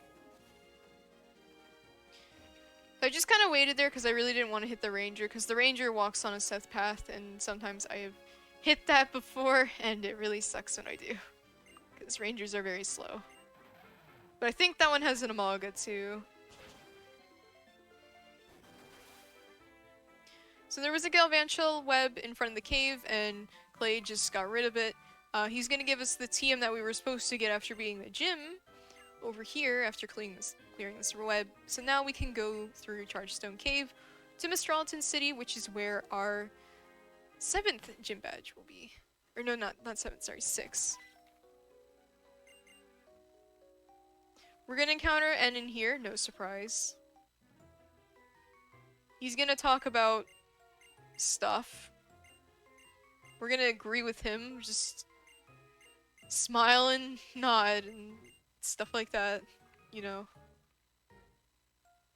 Unfortunately, his Shadow Triad people kicked us up our bikes. We're gonna get back on that. You're gonna start noticing a little bit of lag too in this dungeon. This dungeon is really unique in that you push stones to try and solve it. Instead of like pushing strength boulders, you have these stones that are magnetic. Which I think is a really nice replacement for a dungeon without having to have strength. So we're gonna push that one, we're gonna push this one. We're gonna be very careful here of this guy up ahead called Tornado Guy.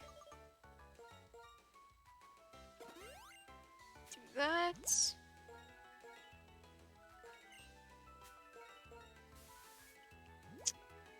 Oh, no. Teach Fly. It's a pretty, like, it's a somewhat big menu here.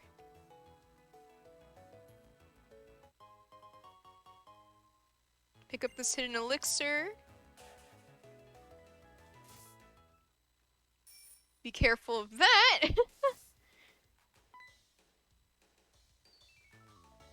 He has an Arcan.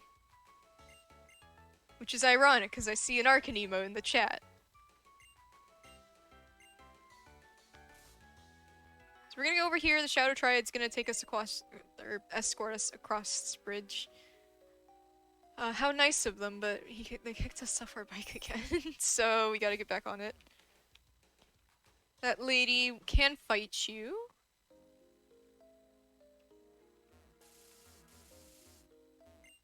Alright, now we have another Plasma Gauntlet. It'd be a good time to touch upon a thing called Plasma Skip in this game. a very extraordinarily rare event that can happen. What that is if a dust cloud spawns within the vision of a plasma grunt, and you can go around that dust cloud, the dust cloud will block that, like, the vision, so that you can just not fight them. It's really nice, and it can save a bit of time. However, the chances of a dust cloud spawning in front of a plasma grunt's vision, especially this quickly, is pretty low. And the chances of it spawning within the vision of it is, like, at all is low. Very, very low. I kind of got that backwards. Chances of a dust cloud spawning, not that high. Chances of a dust cloud spawning in front of the vision and that you can also walk around, low. Very low. I have seen it once, but I was not able to react properly in time. I've also seen it pulled off successfully in a run once.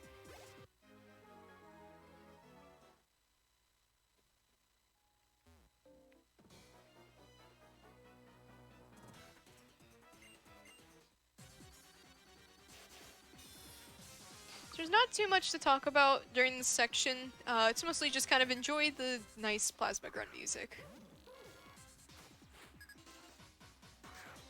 Because we're mostly just kind of like working up, return, crunch, whatever, basically. We're one-shotting everything.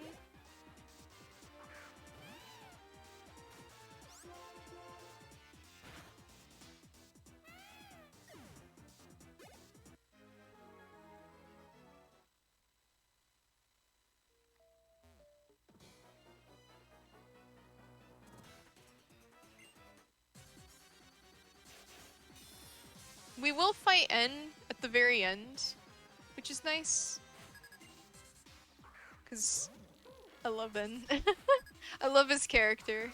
But we are gonna fight him at the end of the dungeon. I guess some other things I couldn't touch upon is another route that was developed with this route.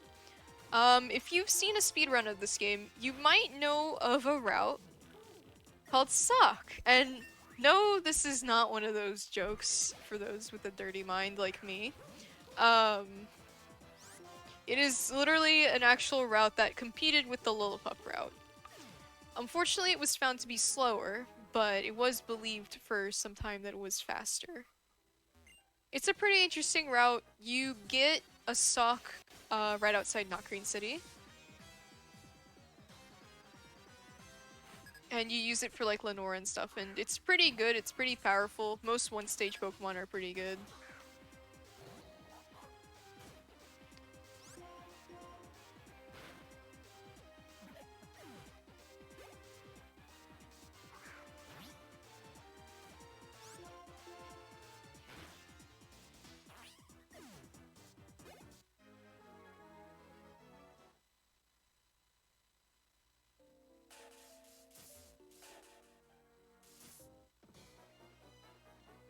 Almost done with this Plasma Gauntlet.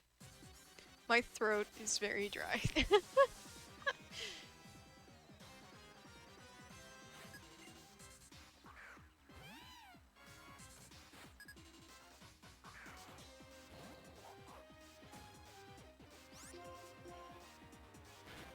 Unfortunately, we got the 1-4 there. As I said, all Plasma Grunts are random AI. They are a 1-4 to choose any of their moves.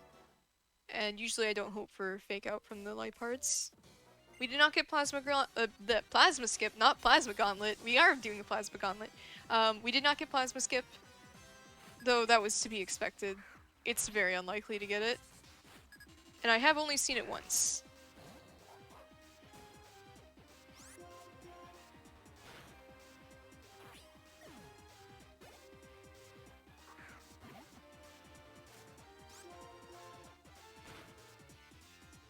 One thing I actually skimmed upon was like one of the earlier menus.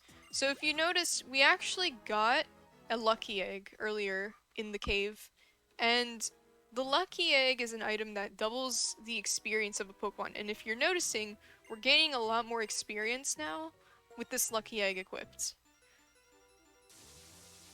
It boosts your experience by 2. Like, or times 2 anyways. So we're going to be leveling up like crazy, which is going to put us about like 20 levels above all the other Pokemon at the end of the game. We're already almost 20 levels above the Pokemon here. 10 levels even. This Boulder is going to use Iron Defense, and it's going to use it again, which is not good.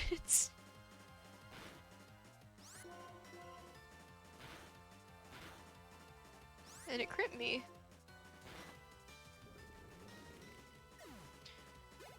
And now he's gonna send out one of the most polarizing Pokemon I've ever seen for pronouncing a name. This Pokemon is called Ferroseed, but most people say Ferroseed. However, the official pronunciation is Ferroseed and Ferrothorn instead of Ferroseed and Ferrothorn. No, it is not like Ferris. No, I don't know why.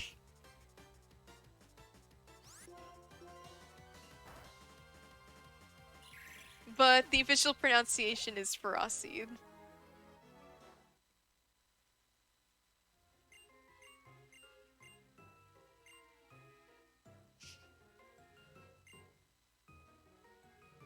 I guess you could pronounce it as Feroseed.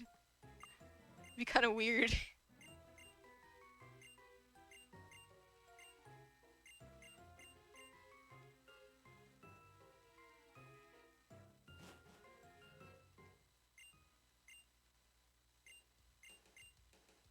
En's gonna walk off after having an argument with Juniper. I kind of forgot to mention.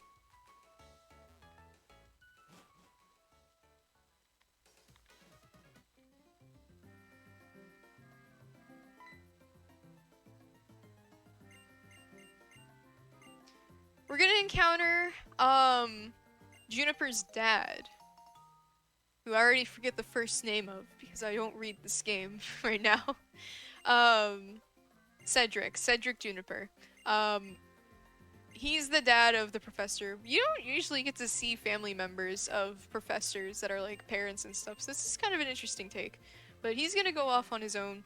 We're gonna see Skyla here. Skyla is the 6th gym leader of the region. She is the flying type gym leader, but she's gonna go to Celestial Tower because she saw a Pokemon that got hurt up there. You know, just like the lighthouse in Gen 2. We're gonna walk on these beams to avoid encounters.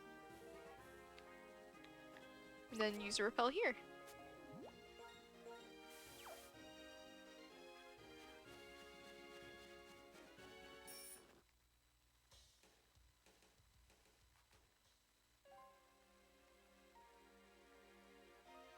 Now we get to hear a fantastic theme in this game. I just love a lot of the tracks in Gen 5. Gen 5 has a wonderful OST, and I would highly recommend to listen if you haven't.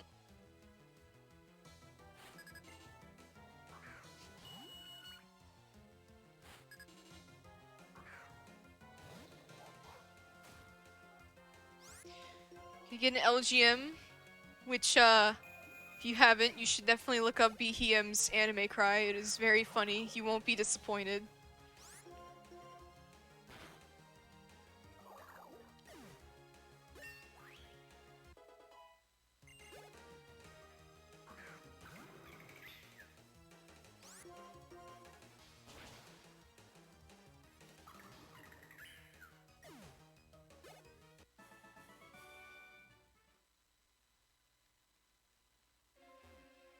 I almost said that. That would have sucked.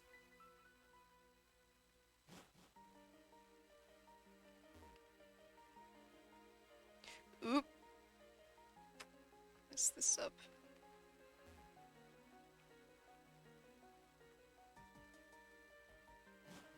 So these trainers will spin as you press B.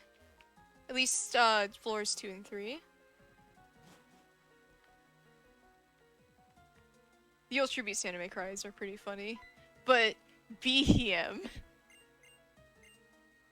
I would do it, but you'd have to incentivize me to do it. I'll do it if well, What goal are we at right? Or what's the total right now?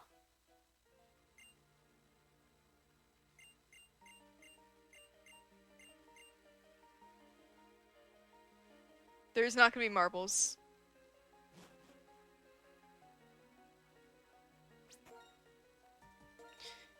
Skylar's gonna go back to her gym. We're gonna fly back as well, because it's too slow to go through the tower again.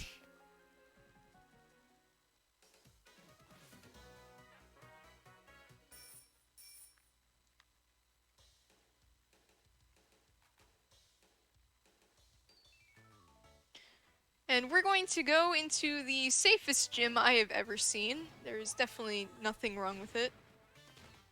3572. Alright.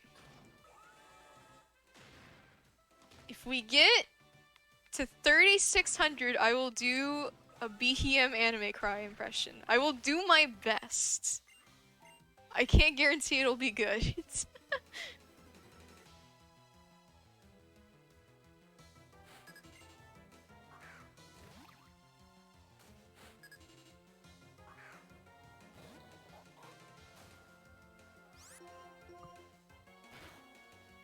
I make no promises that it's good. It might just be cringy as fuck, but... Oh, my bad. I made my own slip that I wasn't supposed to make.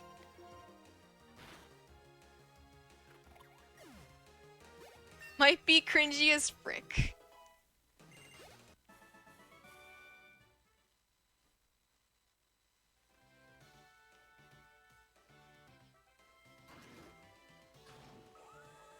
Listen, I already got my insurance. I threw in $50. That's my insurance for the swear jar.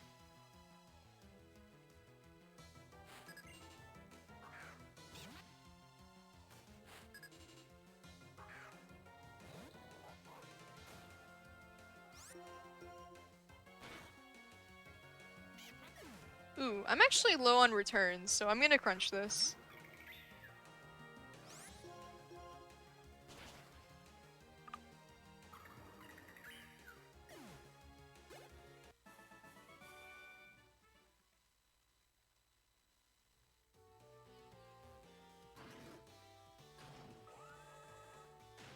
As you can see, this gym is super safe, by the way. Going back on topic, let's just ignore the fact that I swore when I told myself that I wasn't gonna swear. This gym is super duper safe. We reached 3600. Oh no. Alright, alright, alright. Oh no, how am I gonna do this? Okay.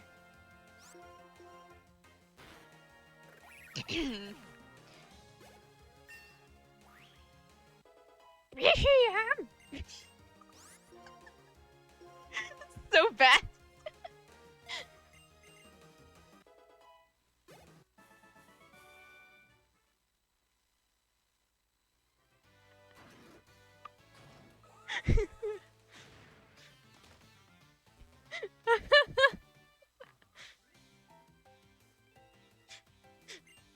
I don't have a deep enough voice.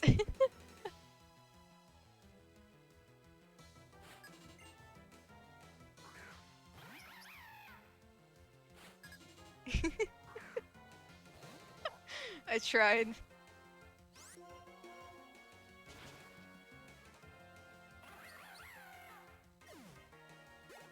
Well, I'm glad it was perfection, because to me it sounded off-key, but you know? I'm glad that it sounded good. Anyways, our protagonist here is gonna hit a wall and walk away unscathed for some reason.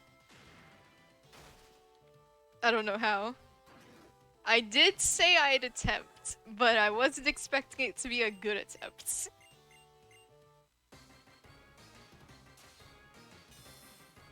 By no means was I expecting it to be any good. BHM. Look up BHM's anime cry.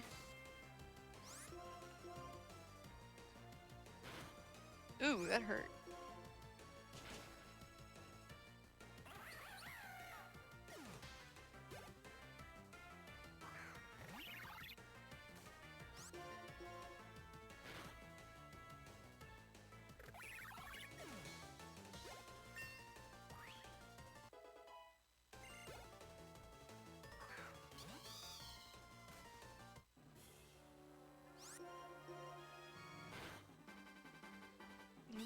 That's Skylar's gym down.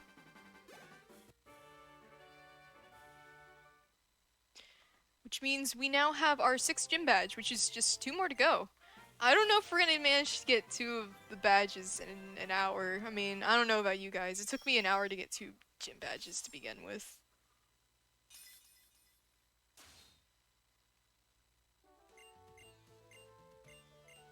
We are actually at somewhat good HP here. You'll notice I actually taught a move while I was in this gym called Reversal. Reversal is a move that has more power the lower your HP is. It's a really useful move, and it's really useful specifically for the situation I'm in right now. I want to be somewhat low health, not super low health, but somewhat low health, because that's just gonna make Bryson's gym a breeze. And it allows me to use Reversal a lot more. I'm at some pretty good HP right now, so hopefully I don't get, like, hit too much up ahead. If I do, it's not too big of a deal, I can just heal it off, but I'm hoping to maintain around this HP, if not just a little bit less.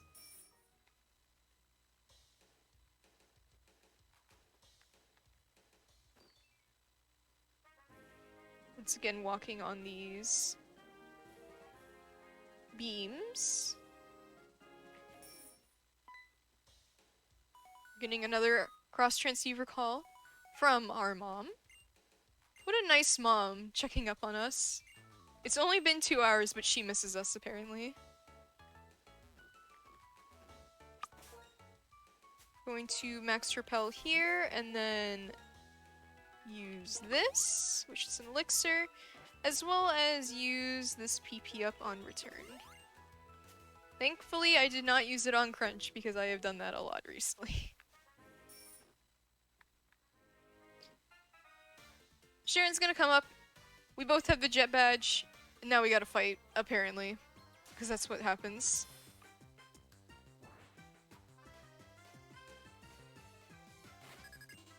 He's gonna send out his Unpheasant. I'm really hoping for Detect here. Detect first turn would actually be one of the few times I would want Detect to happen.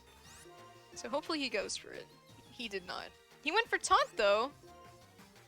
And now he goes for Detect. Well, I mean... You know.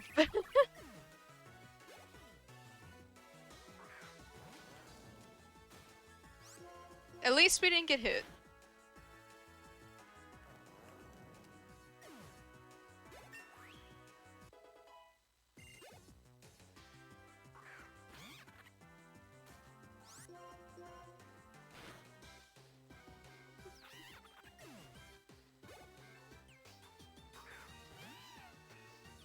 Alright, hopefully this doesn't go for Fake Out. Alright, well it went for Fake Out. That's okay, I can actually use Reversal here instead because of that. Because if I'm under 50 HP, I can use Reversal. I kinda was hoping to keep that little bit of HP though for this upcoming fight. Alder's gonna appear. He's gonna jump down this cliff that is like, I don't know how tall it is, but it looks pretty tall. Somehow not break his legs. I don't know what people in Unova eat to just not break any bones, but no one in Unova breaks bones despite getting shot into the wall with a cannon, jumping from 10-foot cliffs onto the ground with no padding.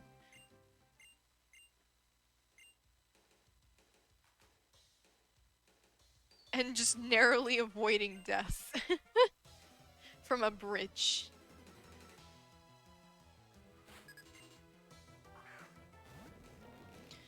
So this is Terrell. Terrell, has a Bulldor and a Girder.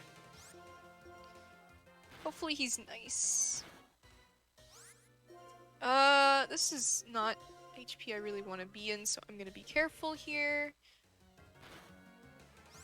Alright, I do want him to hit me again now. That is good.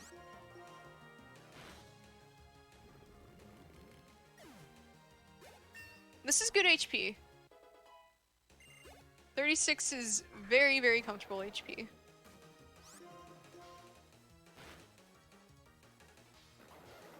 We mostly want to aim for under 50 HP for reversal strats, but This HP is good. I usually want to keep it like 30s usually. Sometimes 20s is nice, but 30s is really good. 40s is kind of pushing it because you can level up out of the nice HP there. So you're gonna see here why we picked Winter, as I was mentioning way earlier in the beginning of the run. You can go through Twist Mountain just so easily, as you will be seeing right here.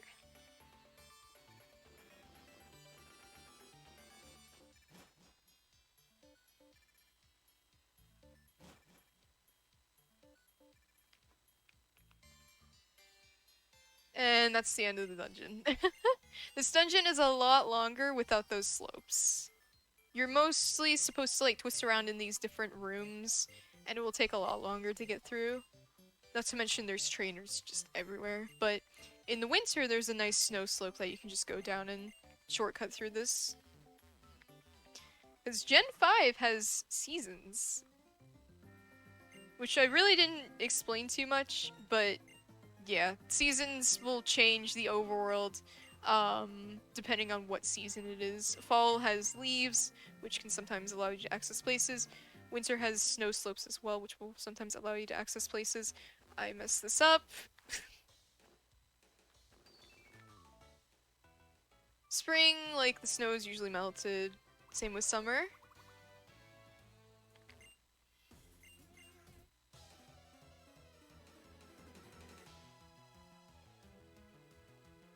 So now we have Bryce's gym. Bryce's gym isn't really all that interesting, but we do get to use one glitch, which makes this category any percent. Just one, though. This gym can be sometimes a little bit annoying because these Cubchoo have Endure, as I was mentioning. Like, a lot of Pokemon have Endure, Protect, Detect, stuff like that. Which are protective moves. Endure will make you survive at 1 HP, which is really annoying.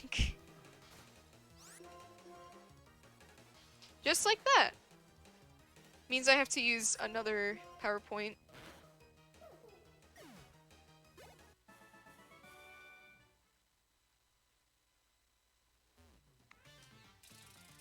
The gimmick of this gym is, you know, just an ice puzzle. You press the switches to rotate these curves so that you can get throughout the gym. It's pretty standard for an ice puzzle. Most of these trainers have Cubchoo, as I said, and I'm really hoping for not too many Endures, because that just eats up my power points. And I do have a gauntlet coming up, another Plasma Gauntlet, so it's important I don't get too much eaten up.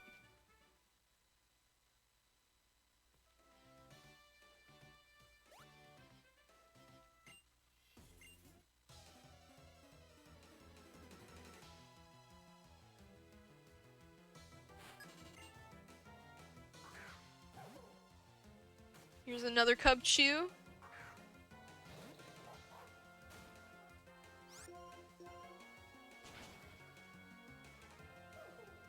Nice thing is I can reversal all of these. I can technically return the Cubchoos if I really wanted, but I tend to like to save my return power points more since I value them more.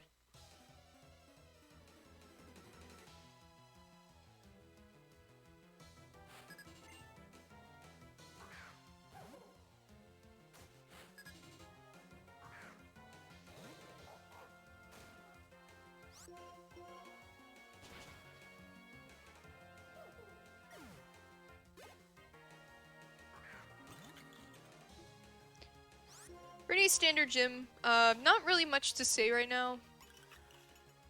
I'm mostly just kind of bulldozing with reversal, even though I don't have bulldoze.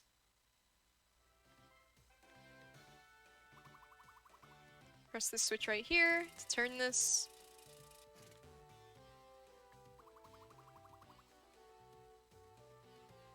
And this is the last trainer we have to fight in the gym. But Swift, you might say, what about the black belt that's over there? You know, the one at the end of the gym. Don't you have to fight him too? Because you have to press the switch to get to Bryson.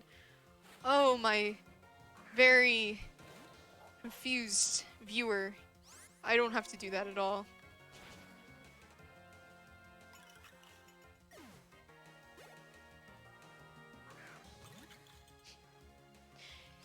As I said, you will see me utilize a glitch because they forgot to program collision in a rock in this gym.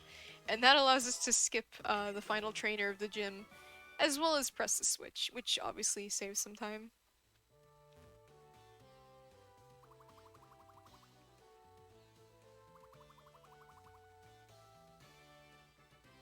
There you go. Hope you didn't blink. For the only any percent tactic used in this run that actually saves time.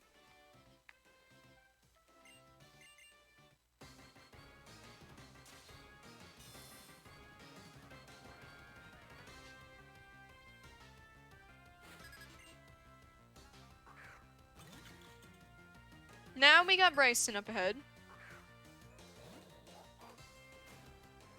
He has 3 Pokemon. Some of them can be kind of scary. But we're luckily at some... We're at really good HP here. This is really good for the upcoming Gauntlet, but also, this is good for just later down the line too, because we're gonna have to do 2 Gauntlets back to back, which is Dragon Spiral and Desert Resort. And because we have this HP, it's gonna make it really easy to carry on without having to heal.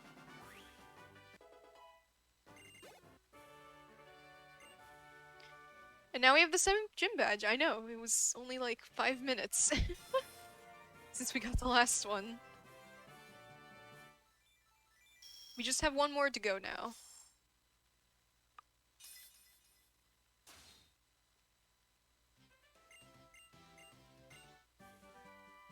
He's gonna give us Frost Breath, which is a high crit rate move that we don't use, so I don't know why I'm explaining it. But it is a high crit rate move.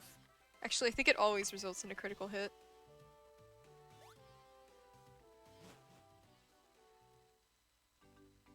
We're gonna pop outside. Sharon is having an existential crisis about himself, and Bianca's here to try and support. Bryson's gonna walk out. He's like, "What are you doing here?" Thinking Sharon is, or thinking Bryson is calling to Sharon. I messed that up. Turns out, no, it's the Shadow Triad. I didn't even get to explain it while the Shadow Triad was here, but yeah, it's the Shadow Triad.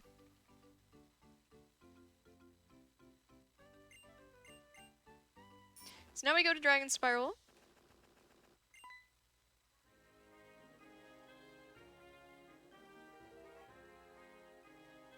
And we see Cedric Juniper here.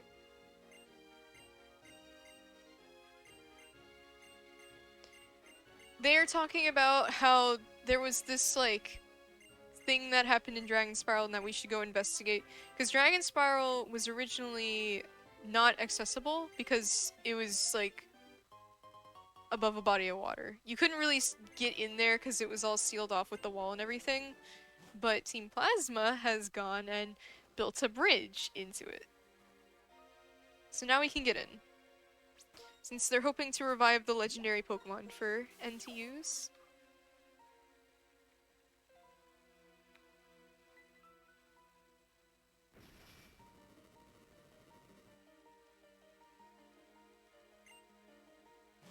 Our player character is going to mention that something's going on up in the tower. But we're not really quite sure because it was just kind of an earthquake. So we're gonna get through here. As I said, we don't need HMs in this game, so we can just run along this pillar without strength and get over here.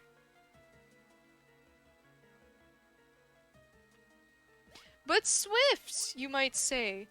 That strength builder sure looks really quick to do. Why don't you just get strength or use it? Well, it's more time to waste to get strength than it is to get that, or to use the path.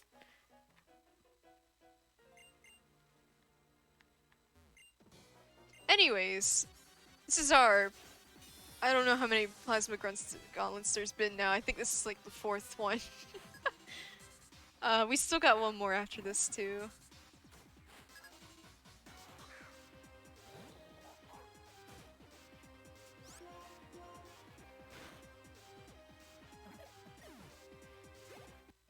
Which means you get to hear more banger music because honestly, no matter how many times I hear this theme, I'm still not sick of it. It's so good.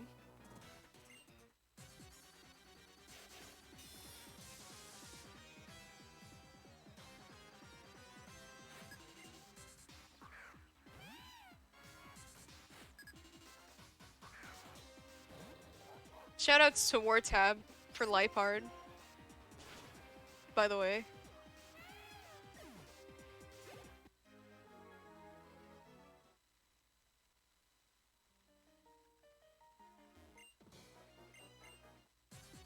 Turn it up. If I turn it up, it's gonna be too loud.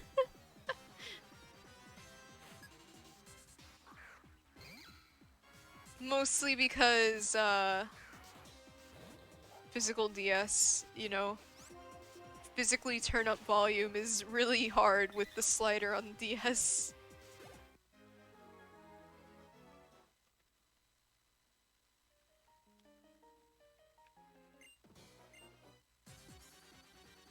We just got a couple of fights left in here, luckily. As I said, not too much happening between these sections. These sections are not really... There's not much going on. I mean, you're fighting a bunch of grunts at once because they're trying to, like, get N to revive the dragon. Basically just stalling the time.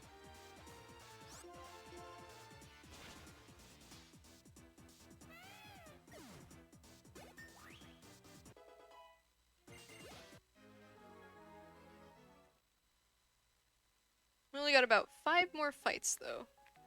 Oops.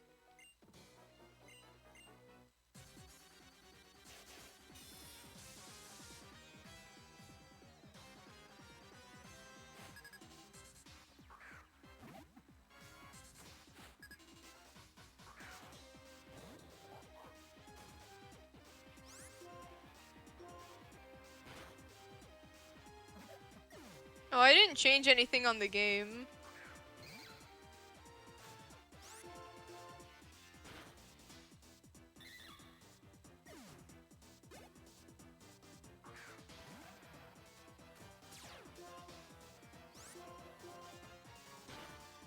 Oh, we are actually almost out of returns. That's a little scary. I probably should have saved some of that.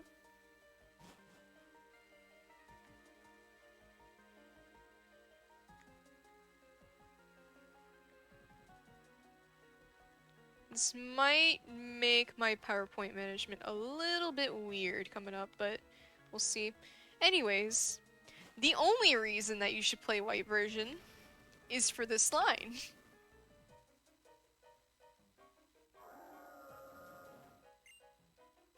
In Pokemon Black version, he says it's shocking, but in Pokemon White version, he says burn, baby, burn. And oh, that is so much better of a line in White version.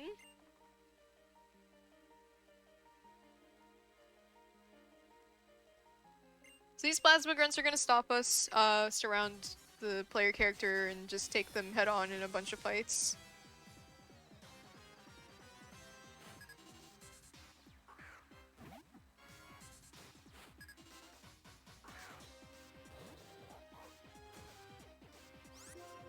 As I said, not much going on. We're just mostly just one-shotting everything.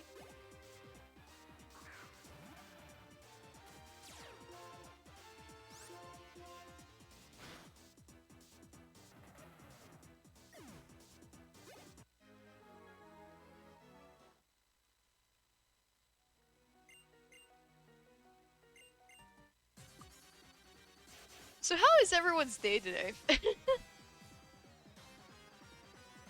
Tell me a story, you know?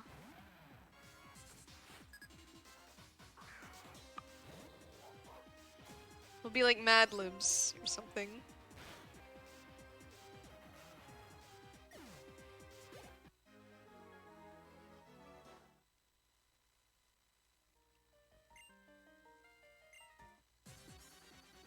There will be no marbles. This is a marathon run. I know I'm talking to the people in the chat, but that does not mean that I can pull the strings for marbles.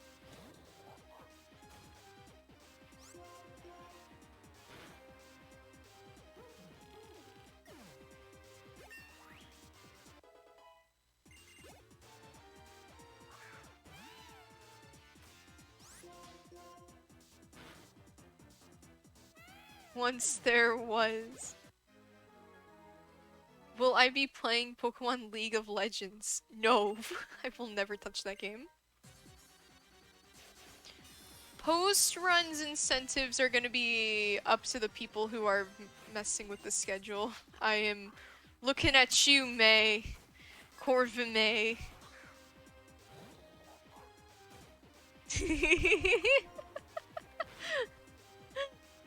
No. I will never play League of Legends.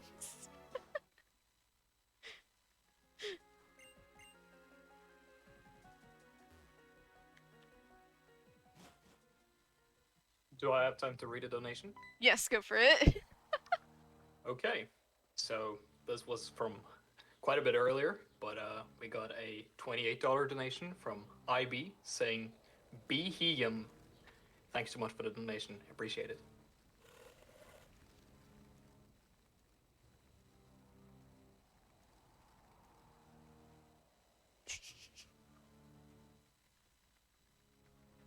Thank you, Svanis. I don't know how to pronounce your username. I don't know if it's Veins or Svanis. I've heard both. I'm so sorry if I butchered it. Well, apparently people want marbles, but I think it's only because of black and white. No!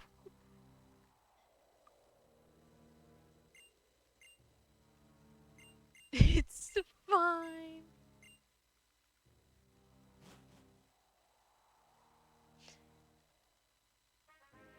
Yeah, I'm not exactly sure what incentives there are today. Because, I'll be real, like, even though this event has been hosted on my channel, I am not putting in as much work as everyone else on the team is putting in. So please don't give me too much credit here. There is a lot of people behind the scenes that are pulling a lot of work, and it's really crazy. From Cruel doing a lot of tech organization, to May doing a lot of scheduling, and to all the people who are doing tech checks around the clock.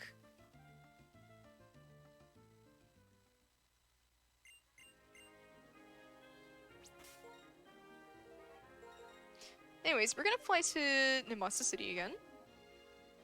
We'll set up marbles, but when marbles... Marble for... Wait, what? How would you do that?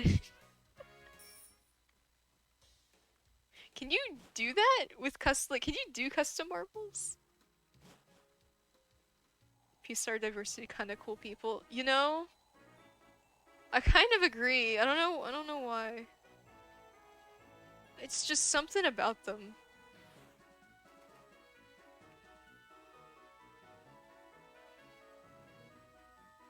I think back... This is, this is something so funny. I probably shouldn't be mentioning it, but it's just too funny not to mention. There was a message in the Pokemon DS Discord server one time where someone was like, LGBTQ tag is full of sexy people or something. It was so funny. They have the tag themselves. So they weren't being mean, they were just being funny.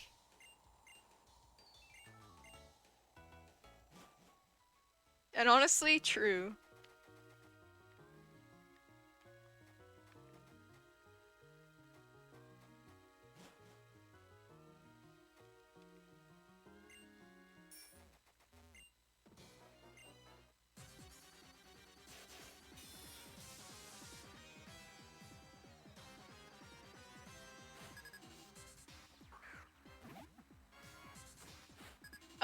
You might want to look it up before you commit, May. Because I don't know of a way to run marbles games without, people in chat.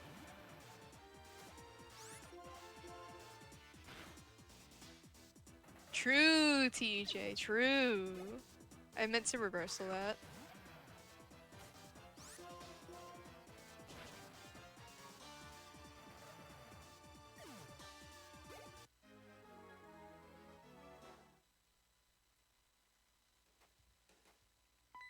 Oh, I was too early. This is another gauntlet. I wasn't really talking much about it, but this is another gauntlet. Again, not much is going on. We're just mostly fighting plasma grunts back to back to back as they're trying to stall us for time so that we don't get the um, orb at the bottom to try and awake the other legendary Pokemon, since N has awoken Reshiram.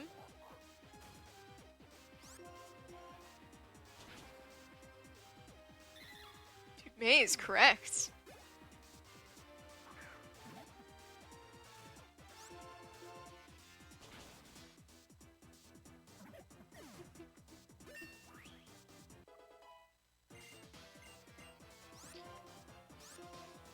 Mostly we're going to be reversaling the Pokemon in here.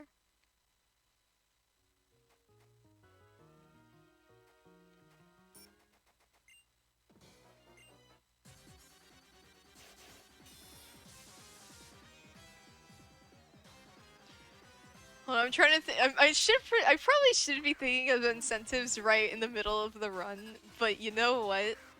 It's just me, myself, and I, so I got time.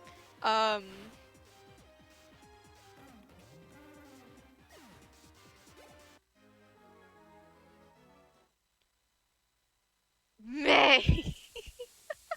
No! May! I meant to get off the bike. You're going to spend like $900 on marbles. Pet Doggo and Swish? Nah. It takes a few minutes. It's not really that exciting though.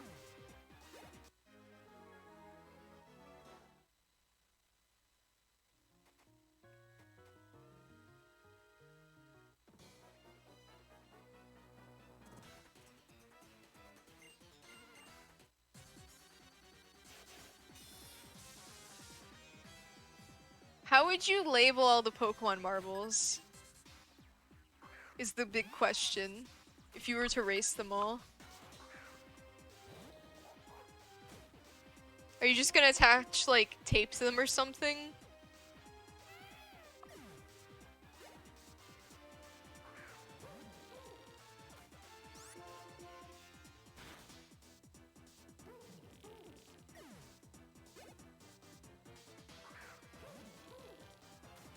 You're really making this pussy go. Oh no.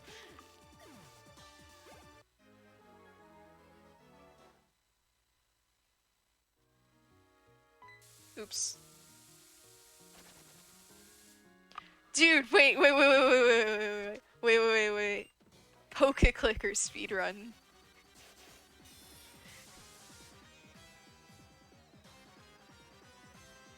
Complete Kanto percent. Like, beat the league.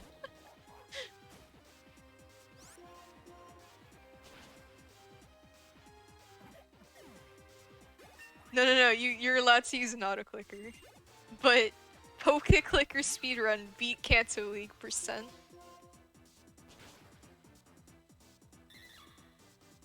Make Etchi do it. Where's Etchi?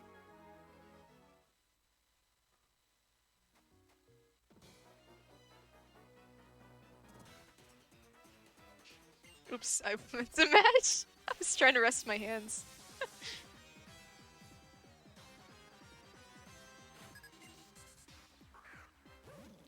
No, allow the auto clicker. God, the poor hands.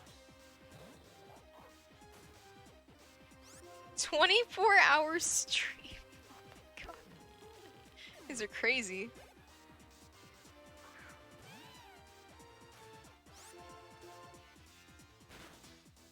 Oh, I got the 1 and 4.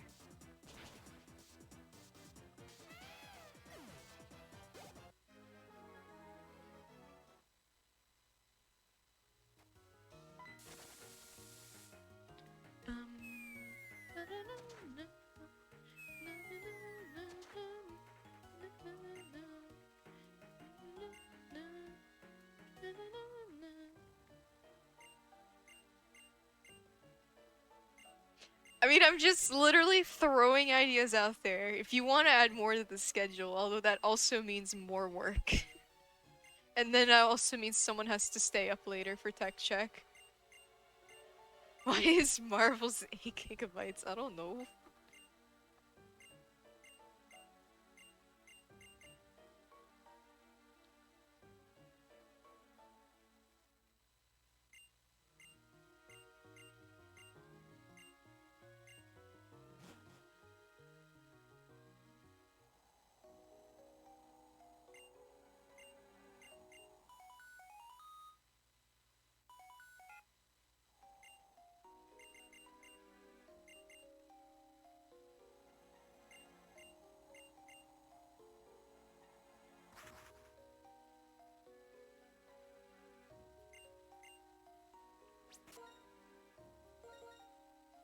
Alright, well, we're gonna fly back to Nimbasa now that all the gauntlets are over. Except we have kind of one more, but it's not Plasma Gauntlet, it's the Iris Chip Gauntlet. But, we're basically almost done with, the gauntlets in general. There will be no more back-to-back-to-back-to-back fights like that very soon. We have to fly back to Nakreen City because we couldn't find the stone there. The dark stone, but it turns out that stone at the beginning of the game that we thought had no relevance on the plot, yeah, it is apparently the thing that has Zekrom. Who would have thought, honestly? So she gives us the dark stone because who wouldn't give a child a dark stone apparently? A very important legendary stone. No one's really sure how to awaken it. So they all are like, okay, let's just go fly to Opaloosid City because that's where the Dragon Gym Leader is, and he might know more about the, Drayden, which is the Gym Leader in Black anyways, might know more about the Dark Stone than we do.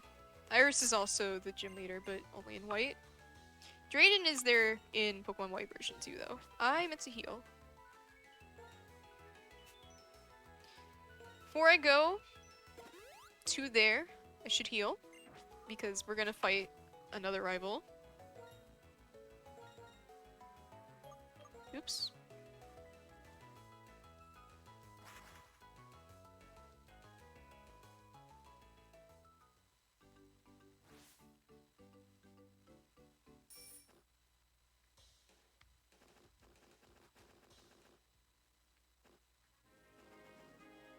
Slide on this ice with the bike because that makes sense, while our hair just stops in midair because that also makes sense, right?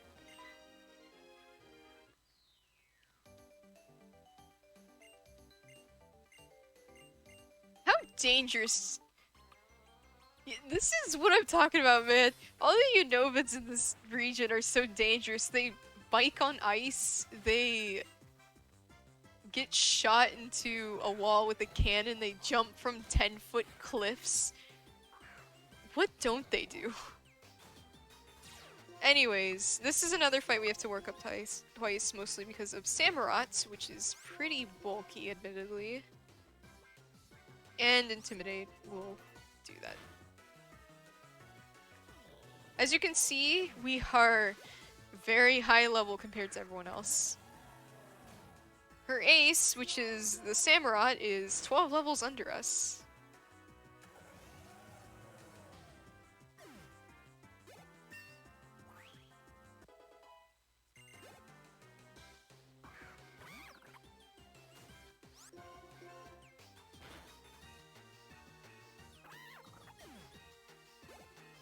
Our puppy is just so beefy.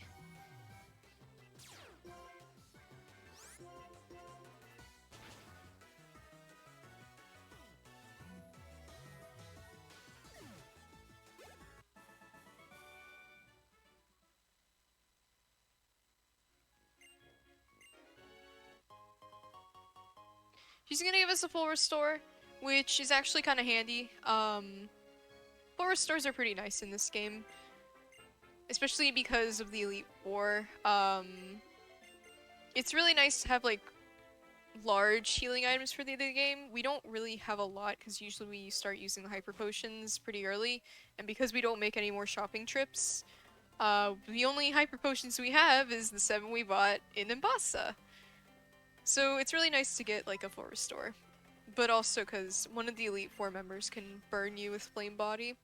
Flame Body is like static. It is a 30% chance to burn you. It sucks. But anyways, we're gonna see Getsus here with his Shadow Triad. Lecture us about stuff that I don't really care to listen to. I just want my gym badge.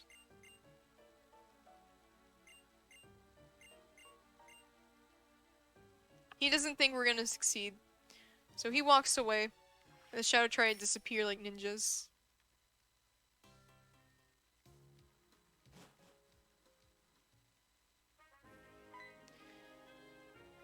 So now we have this guy who's gonna give us Fling, which is really not that important, but I mean, we got a cutscene, so might as well explain it.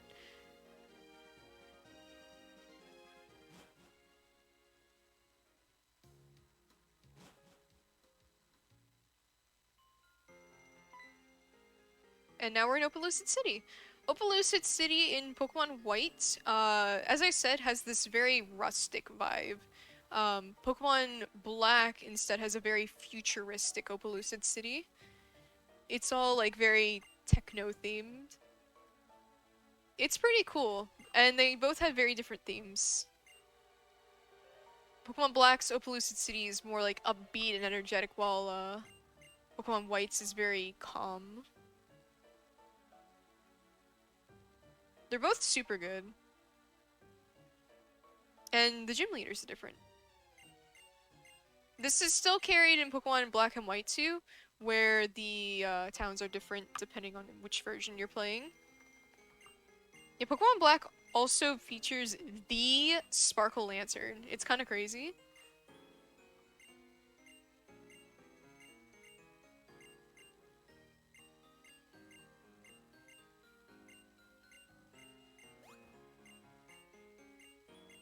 But unfortunately, we aren't going to see the cameo appearance from Sparkle Lantern. We're just going to see a girl on the violin.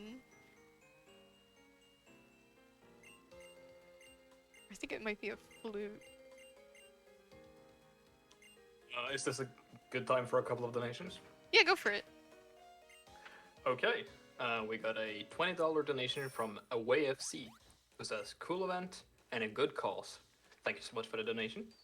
And we also have a $50 donation from Grand Fubar, who only says, marbles. Marbles. Thank you so much for the donations, everyone.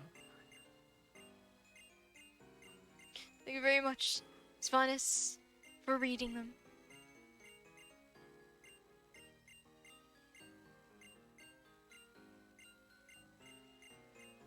Marbles. Unfortunately, we're not going to do marbles this time around. Sorry to disappoint.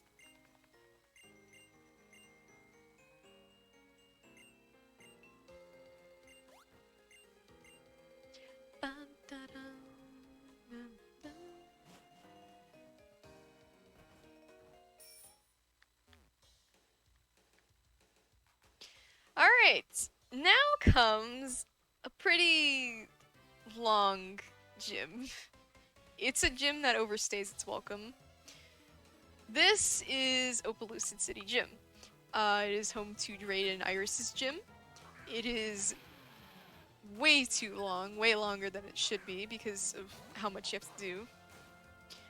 So, usually my tradition, as my chat is aware of, as they keep saying in the chat, as I can see them, is usually I play marbles this time. However, I can't do that because that poor tech person who is Vanis right now would have to mess with that, and also May would have to make a new layout, and yeah, it's not working. We don't have a layout for it. So, I don't have anything else to say.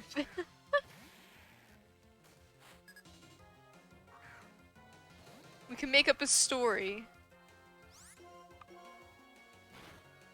I would lose my marbles. Good way to put it.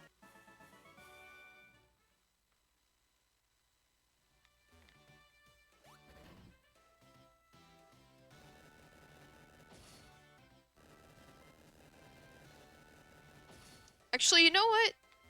Now is a good time to plug a charity.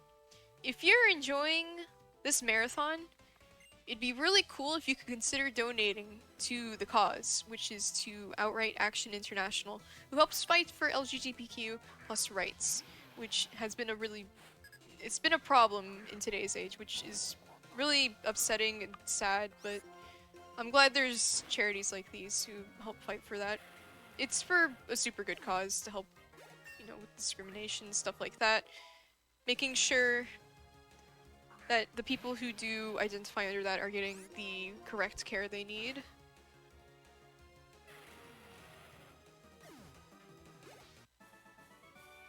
This event goes on for 3 days and features lots of different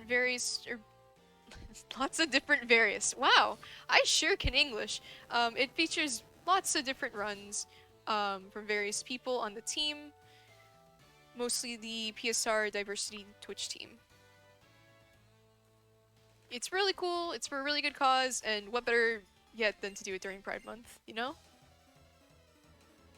It's also full of cool people, and I want to make sure to thank those people right now since I have the time. If you haven't, please make sure to give lots of love to some of the people who are pulling a lot of strings behind the scenes to try and make this work, which would be May, who's been working tirelessly on the schedule, Cruel, who's been working tirelessly on the tech, and then lots of different tech check people, which would include Svanis, like right now, Sanjen, I forget I think Jim was on there.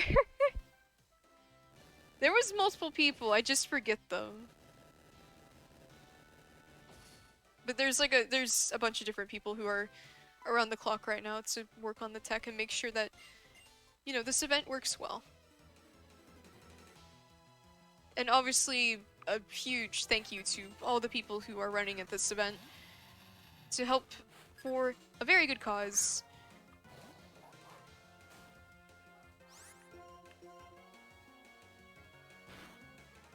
Yeah. I know half the team is doing tech. At least one of them, one tech slot.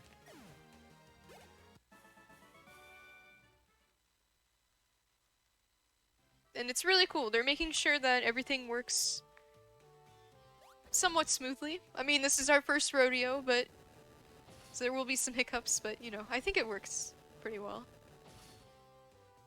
So huge thank you to all the people who are helping run this event, which would include the runners and people working on scheduling, the people who are working on the tech stuff, and making sure that it's as smooth as possible.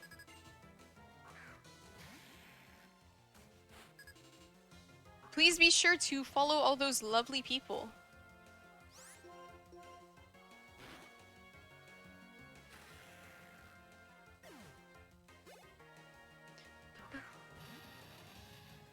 We're almost done with the gym.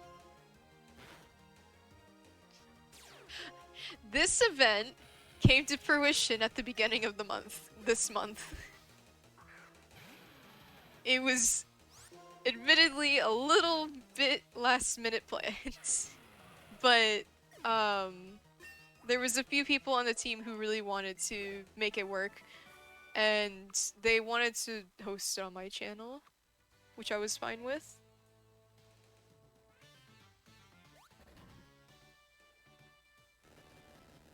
So as I'm trying to say here, I honestly have not contributed a lot. The real people who have contributed is just all the people who are trying to make this event work. It's crazy. Hey Etch, you want to do Pokemon Clicker speedrun percent as an incentive? Which is a beat Kanto League.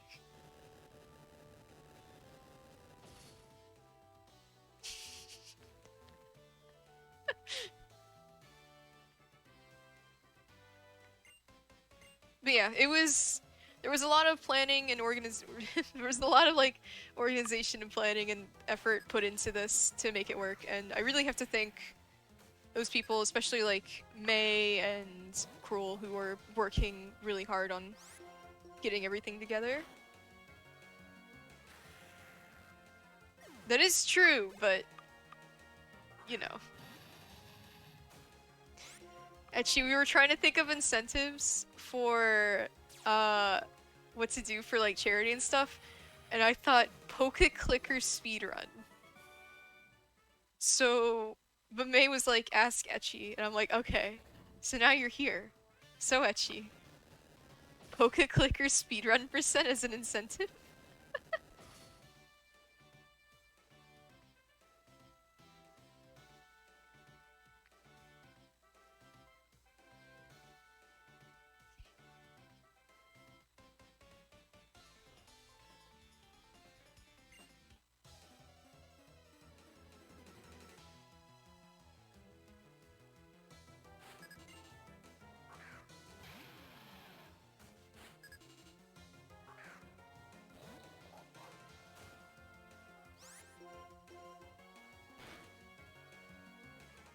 This is the last trainer we have to fight in the gym, by the way.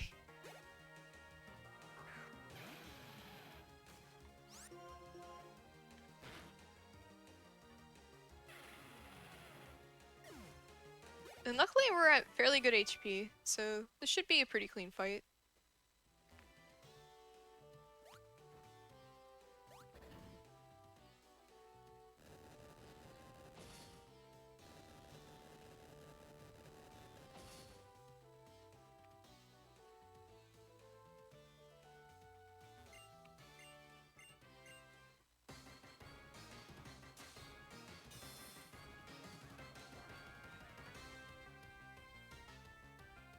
Oh my god, Etchy. Okay. So one big difference about this gym while Etchy's checking on that, Iris and Drayden both have a Dredigan, but there is a really big difference between the two. Drayden's Dredigan has rough skin, which will hurt you if you make contact with it. However, Iris's Dredigan does not have that, which saves some time here. It's super nice.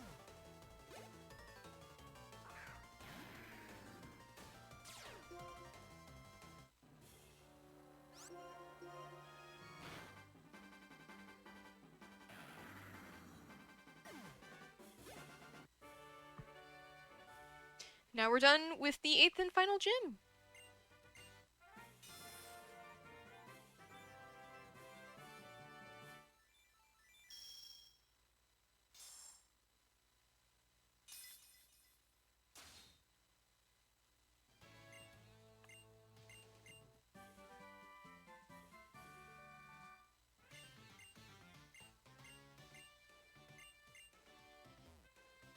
Well, I mean, Iris is a kid, so...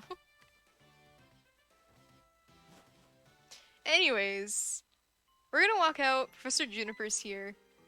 She's gonna take us to the route gate and talk about stuff.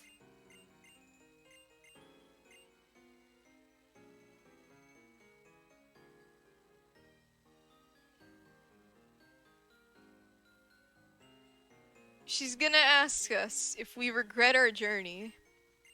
And we're gonna say yes. Because we do. We regret our journey immensely. But also it's faster to say that. She's gonna give us a Master Ball despite saying we regret our journey, because apparently she wants us to keep going. And then we're just gonna go on to Route 10, which has the best route theme in the game, in my opinion. That route gate person is going to talk about how there's a storm on Route 7, which is about the roaming legendaries. Nothing too big to worry about. Pulse hates this journey because of Amaga, apparently.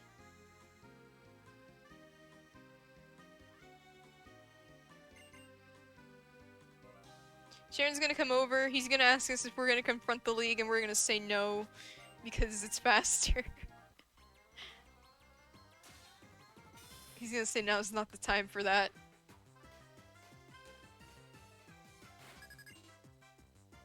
He's gonna fight us. One last rival fight. Bianca's not gonna fight us. This will be the last rival fight from our starter rivals in the game.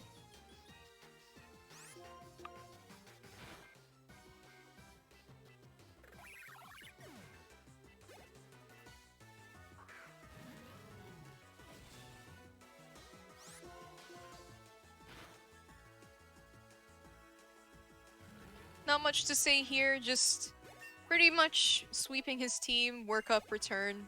Pretty much the standard stuff you've seen throughout the game.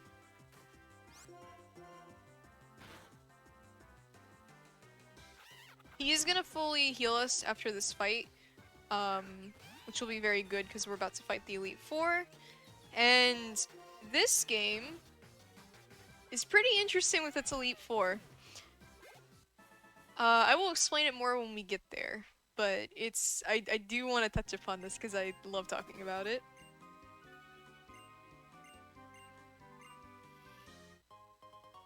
Bianca's gonna give us some max revives, which is gonna be very, very handy, also for the Elite Four.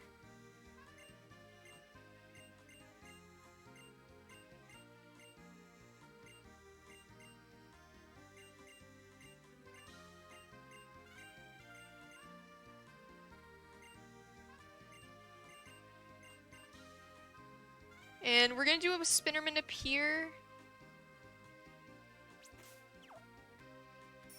That is the ace trainer that would kill an Embor run. That veteran can also see you, but if you're like, he can't see you from where the ace trainer can see you, but if you take one step too far, he will catch you.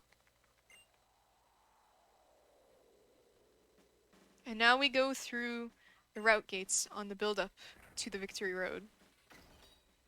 They're all themed a little bit after their badges and like what the theme was for each gym. So normal with like these grass, bug, this insect. Or insect badge with this little bug here.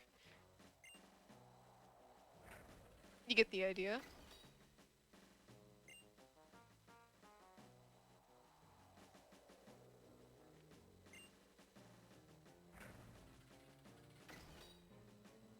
It's a pretty cool build-up. I really wish they'd bring something like this back.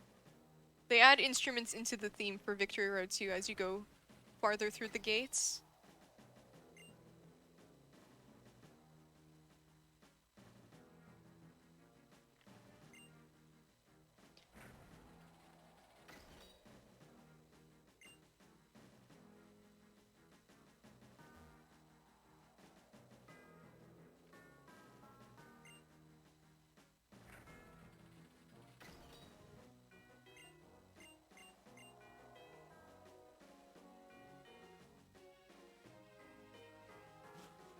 I believe so, yes.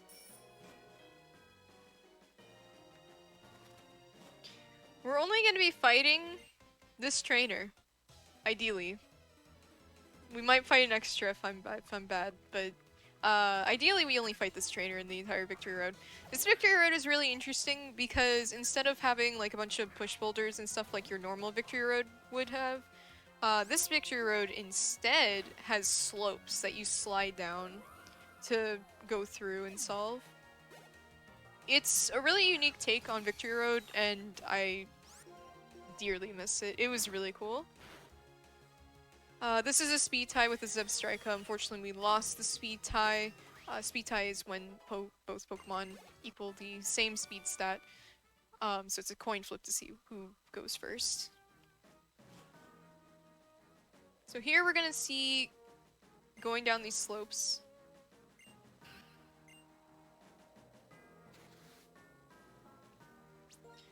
Use the Max Repel here, not the Master Ball.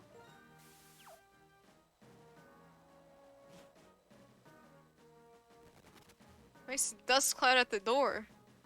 Oops.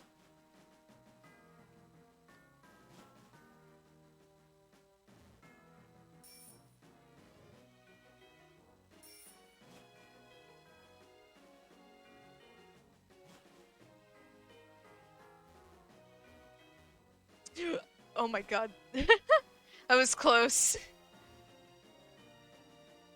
He almost got me if I was not able to make that turn.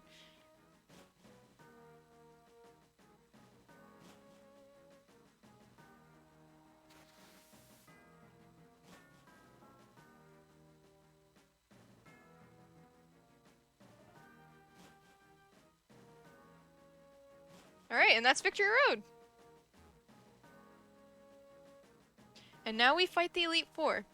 Now, As I was saying, this Elite Four is pretty unique in that this is the first Pokemon game where you could choose any order that you want to fight the Elite Four. They don't progress in levels or anything as you get farther on, like previous games, but you can pick anyone that you want to fight first. So we have a specific order that we like to try and follow to make this as fast as possible. This is an order that I had previously theorized that was probably faster, and it seems to have been proven by now that it is faster for the moment. Because the goal is to try to get into reversal HP. I discussed this with a couple of other people, and a Japanese runner called Dexy had helped me with calculations because I suck at math. It kind of all stemmed from, hey, this Elite Four member talks a lot if you fight them last, and that's how I found it. So the goal here is for Marshall to knock us into a pretty good HP range so that we can get into reversal HP really easily. Ideally, if we can get under 20 HP, this would be amazing by the end of the fight. But if we can get into a range where it'll be safe, that would be great too. So we're going to use a guard spec because he is very likely to go for Bulldoze, even though he went for Storm Throw. So that's a great start.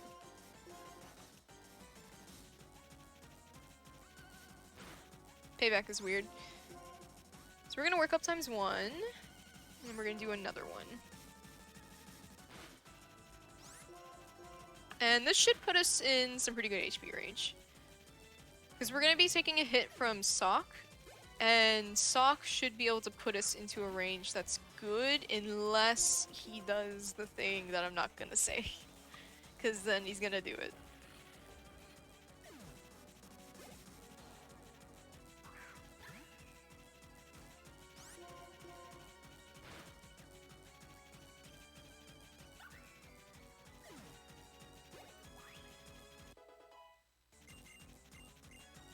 Puppy's trying to learn Giga Impact, but we don't need Giga Impact. Now we have Sock. We have to use Crunch because Sock has Sturdy, and Marshall will heal if you trigger his Sturdy. And he did the thing. Of course, you know.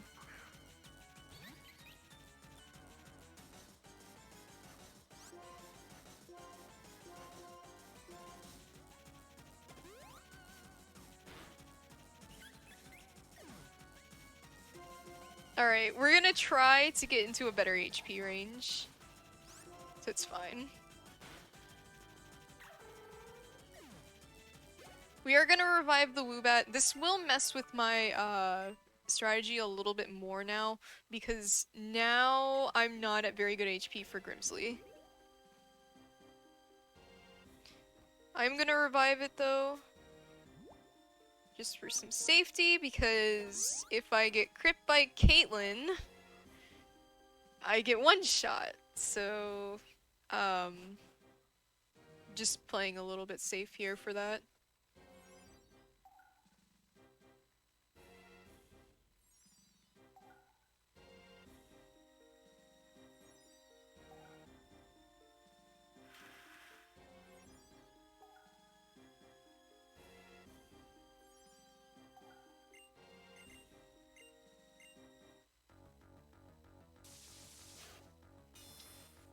So, normally we do Marshall and then Grimsley, because Grimsley can knock us into reversal HP with Brick Break.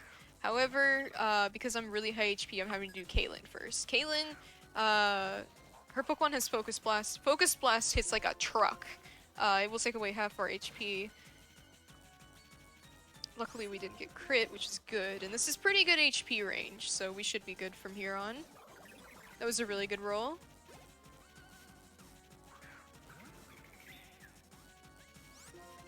If she like had crit us, we would have died, and if she didn't get that good of a roll, then we would have fought Chantel instead. But luckily we don't need to do that anymore.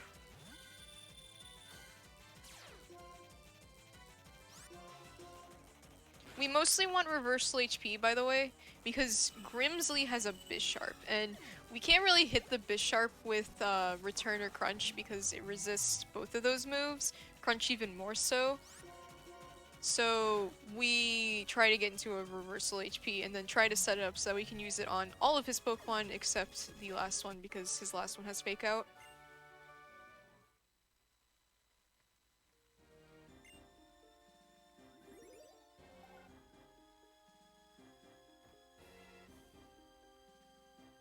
So since we're in good HP now, we can fight Grimsley. We need to hope for a somewhat good high roll from him here to be put into good HP.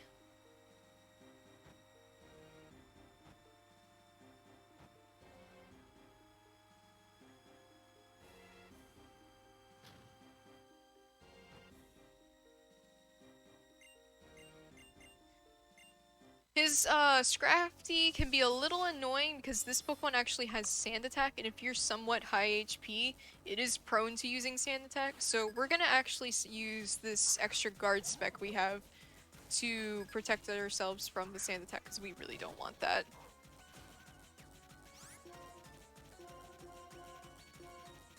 Hopefully he goes for Brick Break. He did, and we're at good HP. It's just that easy.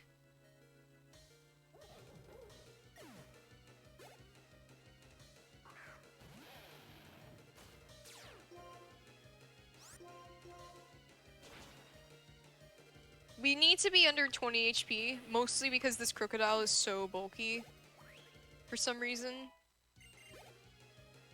We don't need to be under 20 HP anymore now that we KO'd it, but we did for that. We can also reversal this Flypard, which will be saving some healing animations, since I can survive a Fake Out. It'll also save the text box, since Guard Spec text box won't trigger about it wearing off.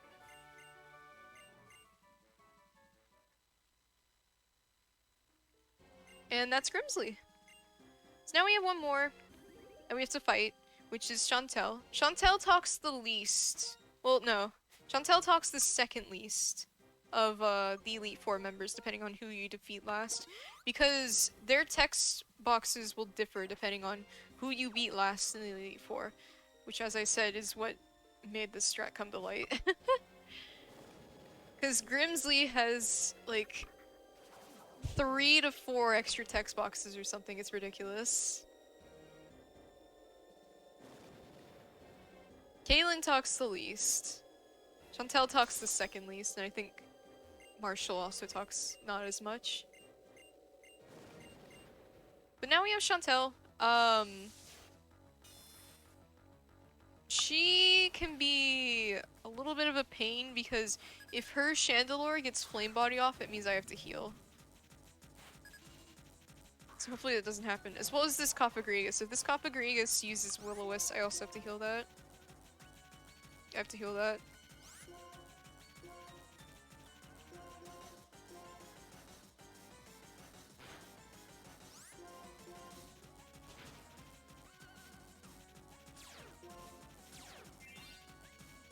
Right. Hopefully we don't get the burn from Chandelure, because then we have to use our full restore, and I would rather save it. It's not a big deal if I can't, because I seem to have like a lot of hyper potions, but it would be nice to keep it.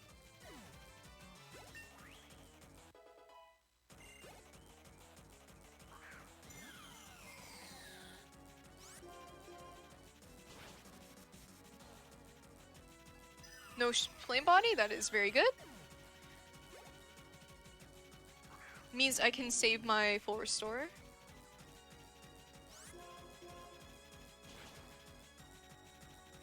And that's the Elite Four.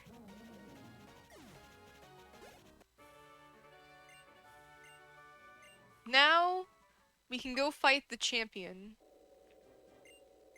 and end the game. Kind of anticlimactic of that villain team to like kind of just get this stuff and then, you know, we're fighting the champion, so it doesn't matter.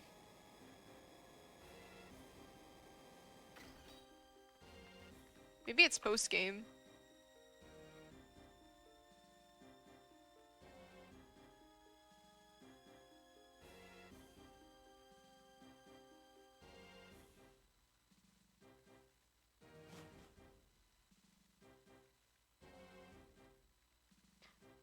a shocker! In a twist of events, N has defeated the champion. Which means now you have to defeat N.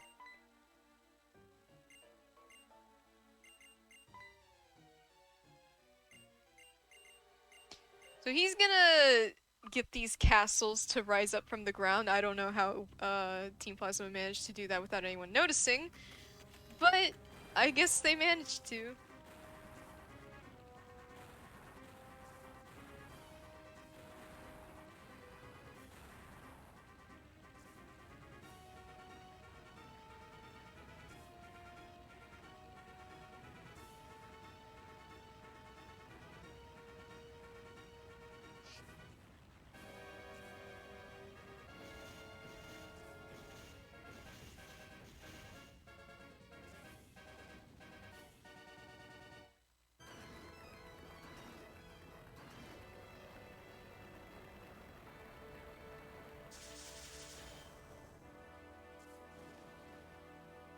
I guess it's his league now.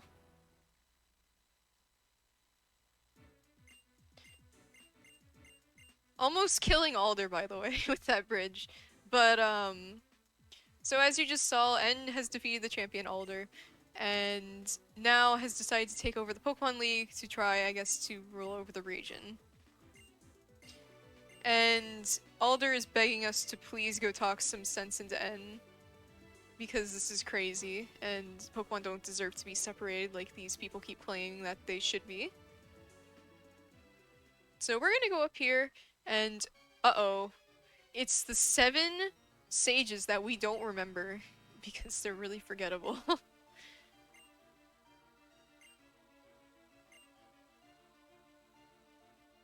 They're all gonna fight me! But just kidding, it's the gym leaders actually doing something in the game, which is kind of crazy. Except the first gym leaders, they don't appear here for some reason. There's like theories that they're the Shadow Triad, which is interesting.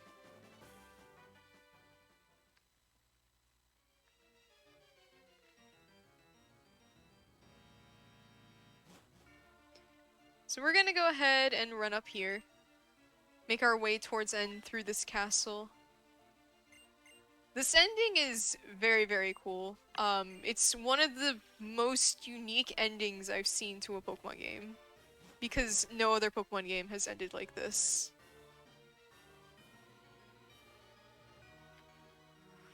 There's like endings where it's like, oh, this is kind of, you know, that's kind of cool what they did at the end. But it's not the actual ending of the game. Because usually the game ends when you beat the champion. But in this case, it's the only game where it doesn't end when you beat the champion. Because you don't beat the champion. You don't fight him.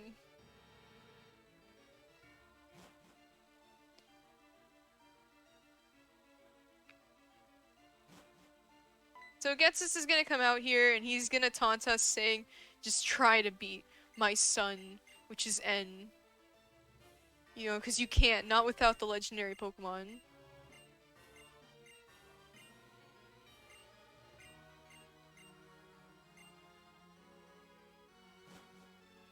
So we're gonna do just that. And N is awaiting us in his throne room. N is technically champ, but it's more in the sense of like Elite Four champion. Because after in post game, Alder is back to being Pokemon champion.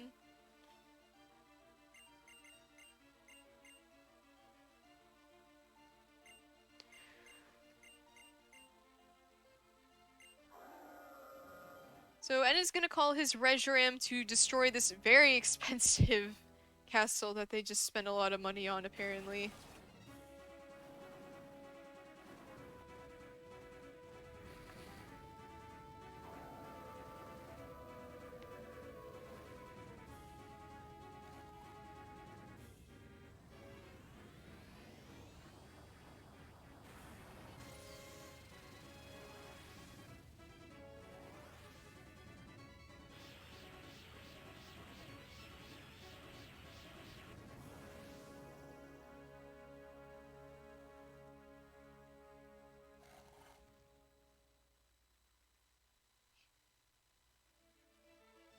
Super epic cutscene. Show off the 3D in this game. And our bag with the Darkstone is going to react to this and absorb energy in the air. And awaken Zekrom.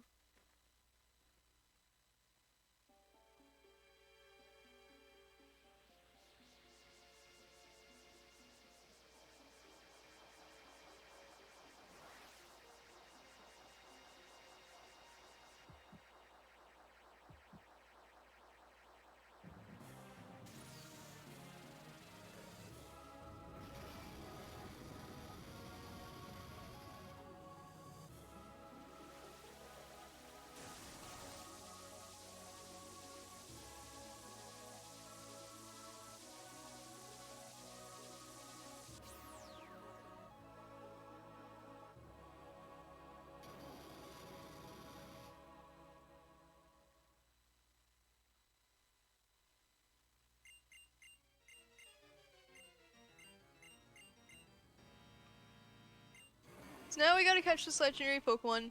It is required to catch this Pokemon to progress through the game, by the way. This is the first game to do that, where you have to catch the legendary Pokemon. You cannot run away from it. Otherwise it will force you in battle again. So we're gonna just chuck a Master Ball at it.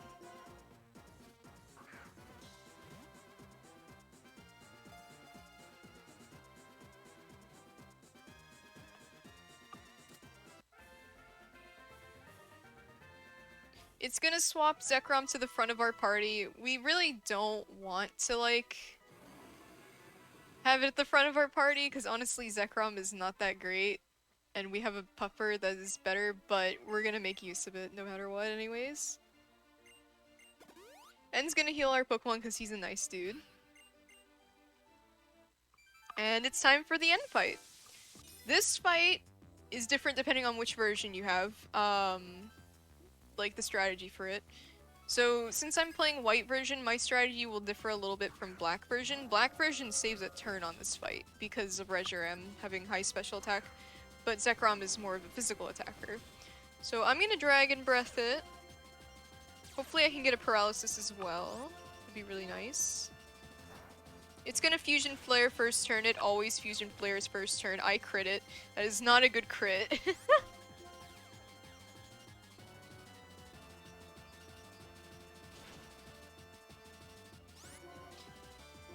Swap out.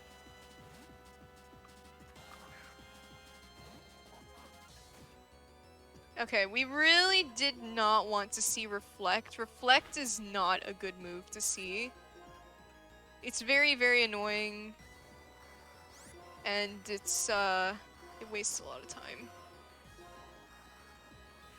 So I'm gonna just try to stall heal a little bit here.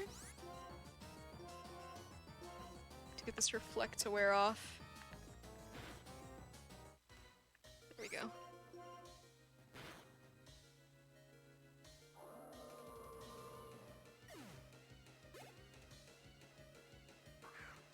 Reflect is the slowest thing you can get in the fight. But this does save a little bit for reversal. I don't have to mess with my HP too much. I do have to heal though, because N has a Caracosta, and Caracosta has Aqua Jet as well as Stone Edge. Stone Edge is a high crit rate move and it hits like a truck.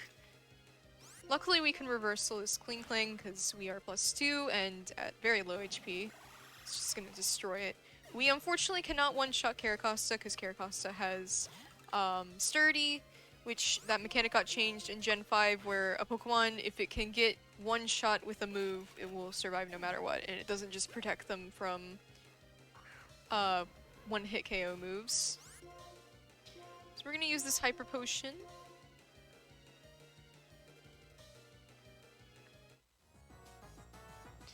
Miss Stone Edge, which is really good.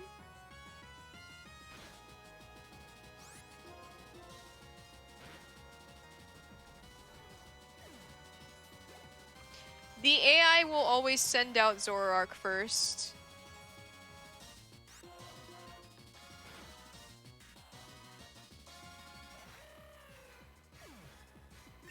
And that's Archeops down. And that's N. But we're not done yet. We do have one more fight.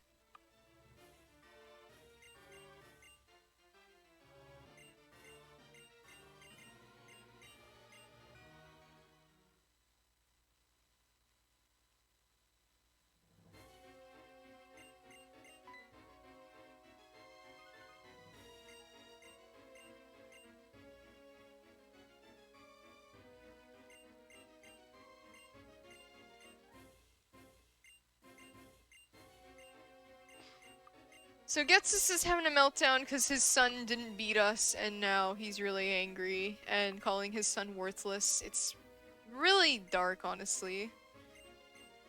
So he's gonna go crazy and try to beat us himself, and then En's gonna heal us by magic. Apparently.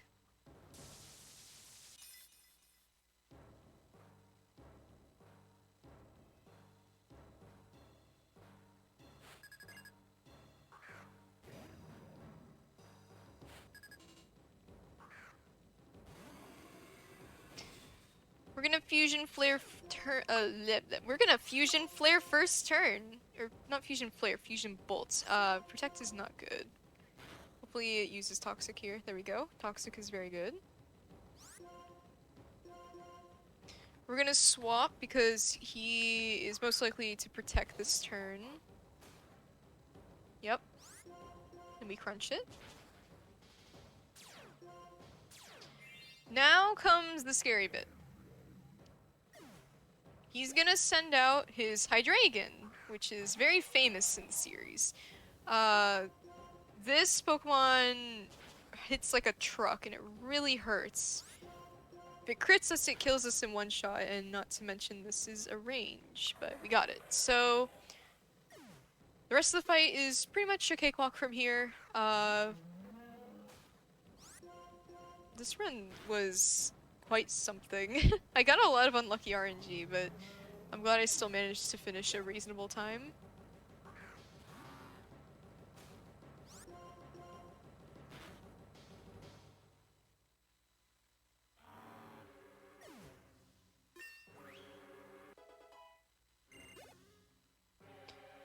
Two more Pokemon.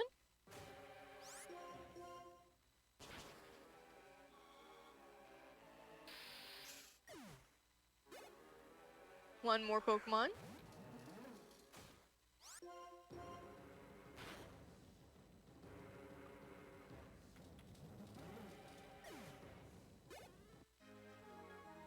And that gets us. And that is almost the end of the game. We just have a little bit of the cutscene left, which is a heartfelt discussion with N. But otherwise, we don't have any more fights in the game, and we've finished it. We've beaten it. I have an SGDQ race of this game coming up in like 2 weeks from now.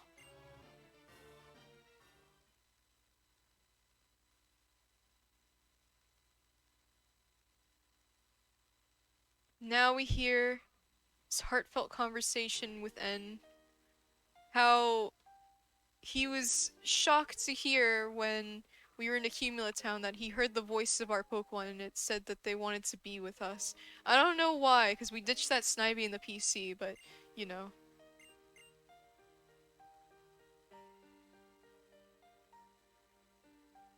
But now he knows that Pokemon really shouldn't be separated and that they should stay together with people if they really want to.